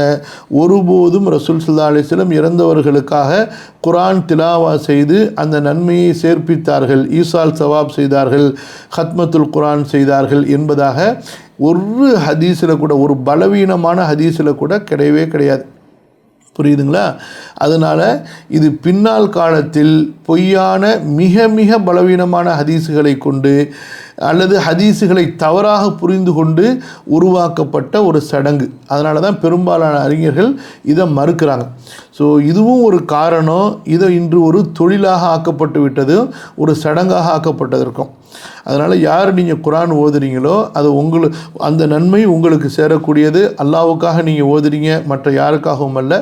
அந்த குரானை ஓதுனதுக்கு பிறகு நீங்கள் அல்லாஹ்விடத்தில் துஆ கேளுங்க. எப்படி துஆ கேட்கணும்? யா அல்லாஹ், உன்னுடைய கலாமை ஓதுன, இதன் மூலமாக என்னுடைய பாவங்களை மன்னித்துடு, என்னுடைய பெற்றோர்களுடைய பாவங்களை மன்னித்து விடு. நீங்கள் எந்த ஒரு உறவினர் மேலே ஆசை வச்சுருக்கீங்களோ, பிரியம் வச்சுருக்கீங்களோ, அவருடைய பேரை சொல்லி அவருடைய பாவங்களை மன்னிச்சுன்னு நீங்கள் துஆ கேட்கலாம். ஆனால் யாரெல்லாம் நான் இப்போ குரான் ஓதுனேன், இதனுடைய நன்மையை என்னுடைய பாட்டிக்கு சேர்த்துரு, என்னுடைய அம்மாவுக்கு சேர்த்துரு, அந்த மாதிரி சொல்கிறதுக்கு நமக்கு தெளிவான உறுதியான எந்த ஆதாரமும் சரியான அறிவிப்பாளர் தொடரோட குரான்லேயோ ஹதீஸ்லேயோ சஹாபாக்களுடைய வழிமுறையிலையோ நமக்கு கிடைக்கல. அதனால் அது கண்டிப்பாக தவிர்க்கப்பட வேண்டிய ஒன்று. பர்ஸக் ஹதியான, பர்ஸக் என்பது கபருடைய வாழ்க்கையை சொல்லப்படும். அதாவது மஹ்ஷருக்கு முன்னால், மரணத்திற்கு பின்னால் இருக்கக்கூடிய அந்த இடைப்பட்ட வாழ்க்கை பர்ஸக். அந்த பர்ஸக்கில் எல்லாருமே யாரெல்லாம் இறந்து விட்டார்களோ நம்முடைய முன்னோர்கள், அவங்க பர்ஸக்கில் இருக்கிறாங்க. அவர்களுக்காக நம்ம துஆ செய்கிறது, அது அங்கே போய் சேரக்கூடிய ஹதியா. அதே போல் அவர்களுக்காக நம்ம தான தர்மங்கள் அவர்கள் சார்பாக செய்கிறது, இதுவும் அவர்களுக்கு போய் சேரக்கூடிய நன்மைகள். அவர்களுக்காக வேண்டி நம்ம சதக்கா ஜாரியா செய்து வைப்பது, இதுவும் அவங்களுக்கு சேரக்கூடிய நன்மைகள். ஸோ இதுதான் ஒவ்வொரு ஏரியாக்களில் அந்தந்த ஏரியாக்களுடைய வழக்கத்தில் வேறு வேறு பேர்களை கொண்டு சொல்லுவாங்க. இப்போ நீங்கள் இருக்கிற இடத்துல அநேகமாக பர்சக்கூடிய ஹதியான்னு சொல்கிறாங்க போல இருக்குது. சில இடங்களில் சதக்கா ஜாரியாம்பாங்க, சில இடத்துல ஈசால் சவாபும்பாங்க, சில இடத்துல அருவாஹுல் மௌத்தாவுக்கு நன்மை செய்யும்பாங்க. ஸோ பல இடங்கள் வித்தியாசப்படுறதுக்கு தகுந்த மாதிரி பேர்கள் வித்தியாசப்படுமா இருக்கும். ஆனால் எல்லாத்துடைய அடிப்படை இதுதான். அந்த இறந்து போனவர்களுக்கு நம்ம என்ன நன்மையை செய்யலாம் அப்படின்னா, அவங்களுக்காக அல்லாஹ்விடத்தில் துவா கேட்கலாம். சதக்காக்கள், தர்மங்கள், பொருளாதார தர்மங்கள் அல்லது நிலையான தர்மங்கள் செய்து அவர்கள் சார்பாக செய்கிறது, அல்லாஹ்வுக்காக செய்து அவர்களுக்காக நம்ம அதை வக்ஃபு பண்ணுறது. புரியுதுங்களா? இப்போ குரான் வாங்கி கொடுக்குறீங்க, இஸ்லாமிய புத்தகங்கள் வாங்கி நீங்கள் மஸ்ஜிதுகளுக்கோ அல்லது அதை படிக்கக்கூடியவங்களுக்கோ தேவை உள்ளவங்களுக்கோ நூலகங்களுக்கோ நீங்கள் வக்ஃபு செய்கிறீங்க. யாரெல்லாம் இந்த நன்மையை என்னுடைய தாய் தந்தைக்கு சேர்ப்பித்து கூடலா, அவங்க சார்பாக நான் இதை செய்கிறேன், இதெல்லாம் செய்யலாம். இதெல்லாம் ஹதீஸில் சொல்லப்பட்டது. இதெல்லாம் ரசூல் ஸல்லல்லாஹு அலைஹி வஸல்லம் அவங்களிடத்துலையும் சொல்லக்கூடாது, எந்த ஒரு இறந்து போன மனிதரிடத்துலையும் அவங்களுடைய கபரில் போயோ அல்லது அவங்கள நினச்சிக்கிட்டோ எங்களுக்காக அல்லாஹ்விடத்தில் துவா செய்யுங்கன்னு அறவே சொல்லக்கூடாது. இது ஷிர்க் வரை கொண்டு போய் சேர்த்து விடக்கூடிய பெரிய குற்றம். அது ஸலவாத்தில் உள்ள சலாம் கண்டிப்பாக அவங்களுக்கு எட்டி வைக்கப்படும். ரசூல்லாவை தனக்கு முன்னாடி இருப்பதாக நினைத்து கொண்டோ அல்லது அவங்களுக்கு முன்னாடி தான் இருப்பதாக நினைத்து கொண்டோ அஸ்ஸலாமு அலைக்க யா நபி அல்லா அந்த மாதிரி நம்ம சலாம் சொல்லக்கூடாது. எப்படி நம்ம ஒருத்தருக்கு முன்னால் இருந்தால் உங்களுடைய தாய் தந்தையோ உங்களுடைய கணவனோ உங்களுடைய பிள்ளைகளை சந்திக்கும் போது நீங்கள் எப்படி சலாம் சொல்கிறீங்களோ அந்த மாதிரியான சலாம் சொல்லக்கூடாது. இப்போ அத்தஹியாத்தில் ஓதும் பொழுது அங்கே ஸலவாத்தும் சலாமும் சேர்ந்து வருது, அது வேற. அது இபாதத்தாக சொல்லப்படக்கூடிய வார்த்தைகள், அதை அப்படியே நம்ம பயன்படுத்துவோம். அதுபோக ரசூல் ஸல்லல்லாஹு அலைஹி வஸல்லமுடைய மக்பராவுக்கு நம்ம போகும் பொழுது அங்கே அஸ்ஸலாமு அலைக்க யா நபி அல்லாஹ் என்று சொல்லுவோம். அப்படி தான் சஹாபாக்கள் சொன்னாங்க. அது அல்லாமல் யா நபி சலாம் அலைக்கும், யா ஹபீப் சலாம் அலைக்கும் என்று சலாம் ஓதுறது இது கூடாது. இது தவிர்க்கப்பட வேண்டிய ஒன்று. இப்படிப்பட்ட வாக்கியங்களை அல்லாஹ்வுடைய தூதரோ சஹாபாக்களோ கற்றுக் கொடுக்கவில்லை, செய்யவில்லை. மற்றபடி ஸலவாத்தோடு சேர்ந்த சலாம், அதாவது எப்படி அல்லாஹும்ம ஸல்லி அலா நபியில் உம்மி வ அலா ஆலிஹி வ ஸஹ்பிஹி வஸல்லிம், இந்த மாதிரியான ஸலவாத்து சலாம் தான் இப்போது நாம் நபி ஸல்லல்லாஹு அலைஹி வஸல்லம் அவங்களுக்காக செய்யணும். ரசூலுல்லாஹ்விடத்தில் துவா செய்யுங்கன்னு சொல்லக்கூடாது. ரசூலுல்லாஹ்வுடைய துவா பரக்கத்தால் என் துவாவை ஏற்றுக்கொள், அல்லது ரசூலுல்லாஹ்வுடைய பரக்கத்தால் என் துவாவை ஏற்றுக்கொள், அல்லது ரசூலுல்லாஹ்வுடைய துவா பரக்கத்தால் இந்த திருமணம் நடக்குது, இந்த மாதிரியான எந்த வார்த்தைகளுமே பயன்படுத்தக்கூடாது. இது ஒரு பிதத்தான செயல் தான். அப்படிலாம் எங்கேயுமே கிடையாது. நபி சஹாபாக்கள் பல நாடுகள் இருந்தாங்க. அந்த நாடுகளிலிருந்து ஹஜ்ஜு உம்ராவுகளுக்கு சஹாபாக்கள் தாபீன்கள் புறப்பட்டாங்க. யாருக்கும் அந்த மாதிரி நபிக்கு என் சலாமை சொல்லிடுங்க அப்படின்னு சொல்லிவிட்ட உயிராக உள்ளவர்களை தவிர இறந்தவர்களுக்காக எங்கேயுமே அப்படி நடந்ததில்லை. இது பிற்காலத்தில் அஜமிகளுடைய பழக்கத்தில் ஏற்பட்ட ஒரு வழக்கமே தவிர இதற்கு எந்த விதமான ஆதாரமும் இல்லை. நீங்கள் நபியின் மீது சலாம் சொன்னேன் அப்படின்னு நீங்கள் சொன்னாலே உடனே அந்த சலாம் மலக்குகள் மூலமாக நபி ஸல்லல்லாஹு அலைஹி வஸல்லம் அவர்களுக்கு எடுத்து வைக்கப்பட்டோம். அதான் தப்புன்னு சொன்னேன். நம்ம அப்படி செய்யவே கூடாது. வீட்டுக்குள்ளார நுழையும் போது பிஸ்மில்லா, அதே போல் அல்லாஹும்ம இன்னி அஸ்அலுக கைரல் மௌலிஜ் வ கைரல் மஹ்ரஜ், அந்த மாதிரி தான் துவாக்கள் செய்யணும். வீட்டுக்குள்ளார நுழையும் பொழுது வீட்டில் உள்ளவங்களுக்கு தான் சலாம் சொல்லணும். இந்த ராத்திபு புர்தா இது எல்லாமே பிதாத்துகள் தான், மௌலிது தான். இது எல்லாமே அனாச்சாரங்கள். இதை பற்றி ரொம்ப விரிவாக பல தலைப்புகள் பேசியிருக்கோம், நான் ஷேர் பண்ணுறேன் உங்களுக்கு இன்ஷா அல்லாஹ். இது எல்லாமே நபி ஸல்லல்லாஹு அலைஹி வஸல்லம் அவர்களுக்கு அவருடைய காலத்துக்கு பின்னால் 400 ஆண்டுகளுக்கு பின்னால் உருவாக்கப்பட்ட சடங்குகள். முழுக்க இதில் பல வாக்கியங்கள் ஷிர்கான இணை வைத்தலை ஏற்படுத்தக்கூடிய வாக்கியங்கள் இருக்குது. பல வாக்கியங்கள் வரம்பு மீறி புகழப்பட்ட வாக்கியங்கள் இருக்குது. இவற்றையெல்லாம் ஒரு இபாதத்தாக ஆக்கி இவற்றின் மூலமாக நன்மையை தேடி கூடி உட்கார்ந்தோ தனியாவோ புண்ணியத்தை தேடி செய்வது என்பது மிகப்பெரிய ஒரு பிதாத்து, வழிகேடான ஒன்று.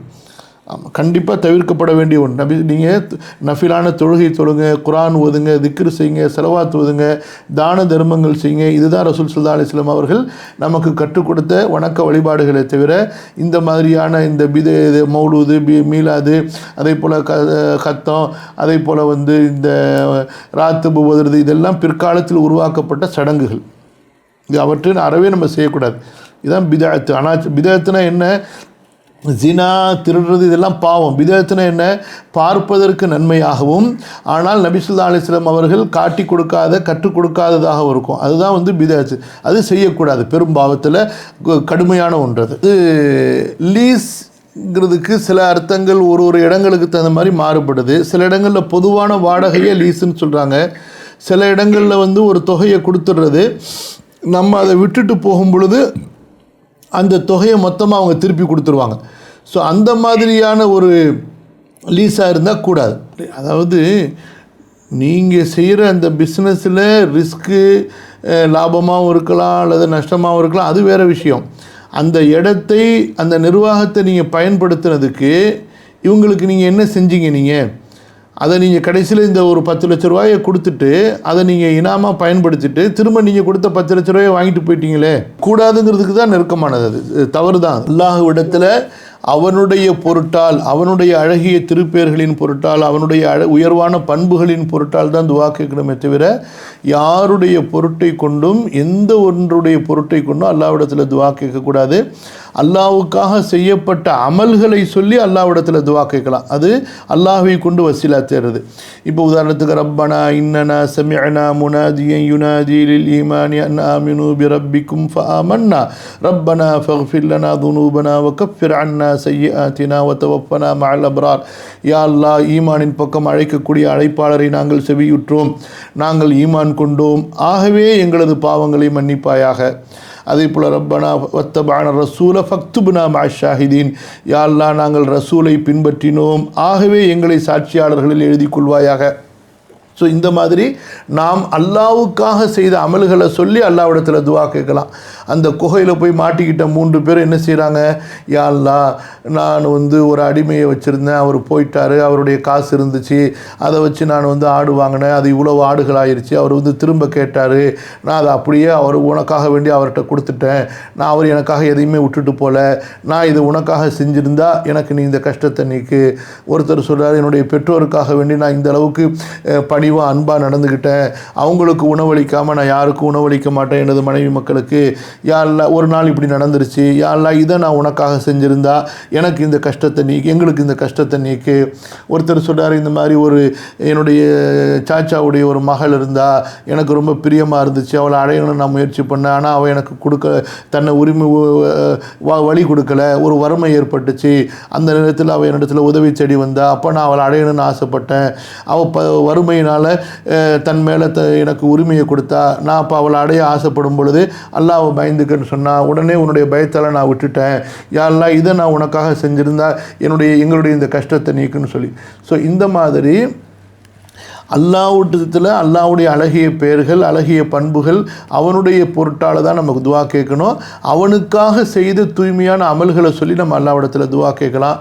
மற்றபடி யாருடைய பொருட்டாலும், யாருடைய சதக்கா, யா அல்லாஹ் புசுர்கோங்கி சதக்கை செய், யா அல்லாஹ், இந்த மாதிரி எந்த யாருடைய பொருட்டாலேயோ யாருடைய கருணையாலேயோ கிருபையாலேயோ நம்ம அல்லாஹ்விடத்தில் வசீலா தேடவே கூடாது. புரியுதுங்களா? அது வந்து ஷிர்க்குக்கு நிகரான பெரிய பாவம். அல்லாஹ் பாதுகாக்கணும். அறியாமையால் உருவாக்கப்பட்ட மிகப்பெரிய தவறுகளில் இது ஒன்று. இது வந்து அந்த காலத்திலேயே நம்முடைய அறிஞர்கள் இதை தெளிவாக சொல்லியிருக்கிறாங்க. அல்லாஹ்விடத்தில் யாருடைய பொருட்டை கொண்டும் யாருடைய மதிப்பு மரியாதையை கொண்டும் நம்ம துவா கேட்கக்கூடாதுன்னு சொல்லி. எல்லா தவறுகளுக்கும் தௌபா இஸ்திக்ஃபார், அதை விட்டு நம்ம தவிர்ந்துடணும். தெரிஞ்சதுக்கு பிறகு அதை தவிர்த்துக்கொள்ளணும். சில பேர் என்ன நினச்சிக்கிறாங்கன்னு சொன்னால், தங்களுடைய பணிவும் இது அல்லாஹ்வுக்கு ரொம்ப பிடித்தமான அமல் நினச்சி செய்கிறாங்க. குறிப்பாக வந்து இந்த தப்லீக் சகோதரர்கள் நிறைய பேர் இருப்பாங்க. அவங்க எல்லாரும் அதே போல் சூஃபி கொள்கையில் உள்ளவங்க, இவங்க எல்லாருமே தங்களுக்கு ஒரு பணிவை வெளிப்படுத்தும் விதமாகவும் இது ஒரு பெரிய நல்ல காரியமாகவும் எப்போ துவா கேட்டாலும், யா அல்லாஹ் ஹமாரி துவாவோं को आपके फजल करम से नबी करीम सल्लल्लाहु अलैहि वसल्लम की सदक़े तुफ़ैल से बुज़ुर्गों की दुआ से बुज़ुर्गों की बरकत से कबूल करो.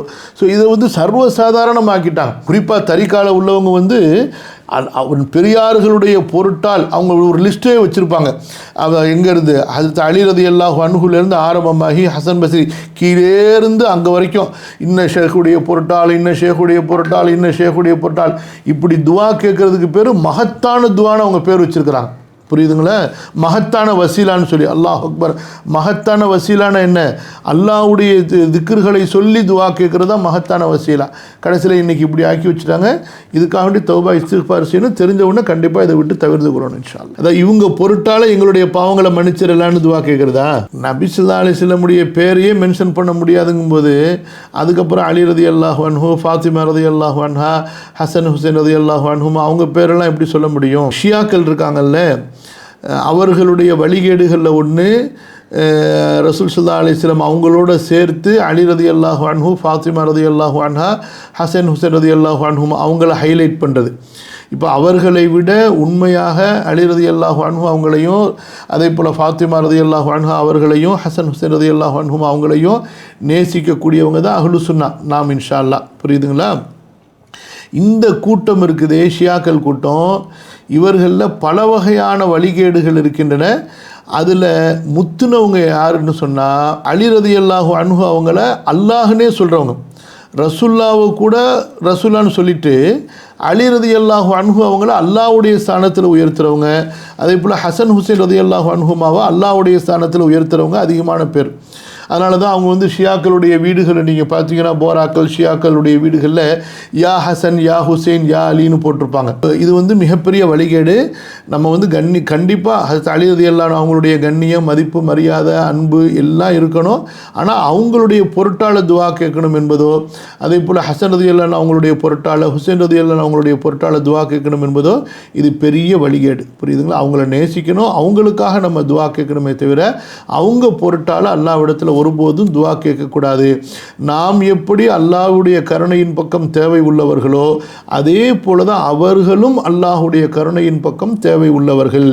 அவர்கள் நம்மை விட அல்லாஹ்விடத்திலே கண்ணியத்தால், பதவியால் உயர்ந்தவர்கள், சிறந்தவர்கள். ஆனால் அவர்கள் கண்ணியத்தால், பதவியால் உயர்ந்தவர்களாக, சிறந்தவர்களாக இருப்பது அவர்களை கொண்டு அல்லாஹ்விடத்தில் நாம் வசீலா தேடுவதற்கு அவர்களை தகுதி உள்ளவர்களாக ஒருபோதும் ஆக்காது. அப்படி அவர்களை அல்லாஹ் தஆலா தகுதி உடையவர்கள், நமக்கும் அல்லாஹ்வுக்கும் இடையில் அவர்களை இந்த தகுதி உடையவர்களாக அல்லாஹ் தஆலா ஒருபோதும் ஆக்கவில்லை.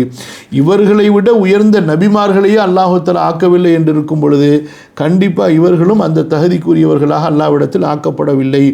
அல்லாஹ்விடத்தில் நம்ம அருளை தேடுவதற்கு அவனுடைய அழகிய திருப்பெயர்கள், அழகிய பண்புகள், அவனுடைய வணக்க வழிபாடுகளை தவிர வேறு எந்த ஒன்றை கொண்டும் நாம் தேடக்கூடாது, வரவேற்கக்கூடாது, சொல்லக்கூடாது. அல்லாஹ்வுக்காகன்னு சொல்லலாமே தவிர அதையும் நம்ம தவிர்த்து கொள்ளணும். அதாவது அல்லாஹ்வை கொண்டு இன்னொருத்தர்கிட்ட சிபாரிசு தேடக்கூடாது.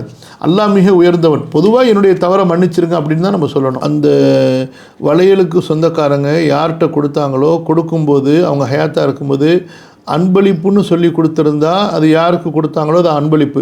அப்படி சொல்லாமல் இதை வச்சுக்கொள்ளுங்க என்று கொடுத்துருந்தாங்கன்னா அது அமானிதம். ஆக அவங்க அது இறந்ததுக்கு பிறகு அவங்களுடைய மற்ற சொத்துகள் இஸ்லாமிய முறைப்படி பங்கு போடப்படுவதை போன்று இதையும் பங்கு போடணுமே தவிர இதை யாரிடத்தில் கொடுத்தாங்களோ அது அவங்களுக்கு மட்டும் சொந்தமாயிடாது. பெருநாள் தொழுகையை பொறுத்த வரைக்கும் பெருநாள் தொழுகைக்கு முன்பு தான் நஃபில் தொழுகை கிடையாது. பெருநாள் தொழுது முடித்ததுக்கு பிறகு நீங்கள் அதுக்கப்புறம் உங்கள் வீடுகளுக்கு வந்ததுக்கு பிறகு நீங்கள் எப்போதும் போல லுஹாவுடைய தொழுகைகள், மற்ற ஓதுவுடைய தஹியத்து அல்லது மஸ்ஜிதுடைய தஹியத் அதெல்லாம் தொழுகலாம். பெருநாளுடைய திடலுக்கு நீங்கள் போயிட்டீங்கன்னா பெருநாளுடைய தொழுகையை தவிர வேறு தொழுகாதீங்க அப்படின்னு தான் ரசூல் ஸல்லல்லாஹு அலைஹி வஸல்லம் சொல்லியிருக்காங்க. பெருநாள் தொழுகைக்கு பிறகு வேறு தொழுகை இல்லைன்னு சொன்னால் அநேகமாக அந்த திடல்ல இருந்து நீங்கள் தொழுகாதீங்கன்னு சொல்லியிருப்பாங்களா இருக்கும். அது ஏதோ பெருநாளுக்கு தொழுகைக்கு பிறகு எக்ஸ்ட்ரா முன்பின் சுன்னத்திற்குன்னு மக்கள் தவறாக புரிஞ்சுப்பாங்க, அப்படி வேணால் சொல்லியிருப்பாங்களா இருக்கும். மற்றபடி உங்களுடைய வீடுகளுக்கு திரும்பிட்டால் நீங்கள் எவ்வளோ வேணாலும் நஃபில் தொழுதுக்கலாம், அதில் எந்த தப்பும் கிடையாது. புரிஞ்சுங்களா கேள்வி கேட்டவங்களுக்கு? அஸ்ஸலாமு அலைக்கும் வரஹ்மத்துல்லாஹி வபரகாத்துஹு.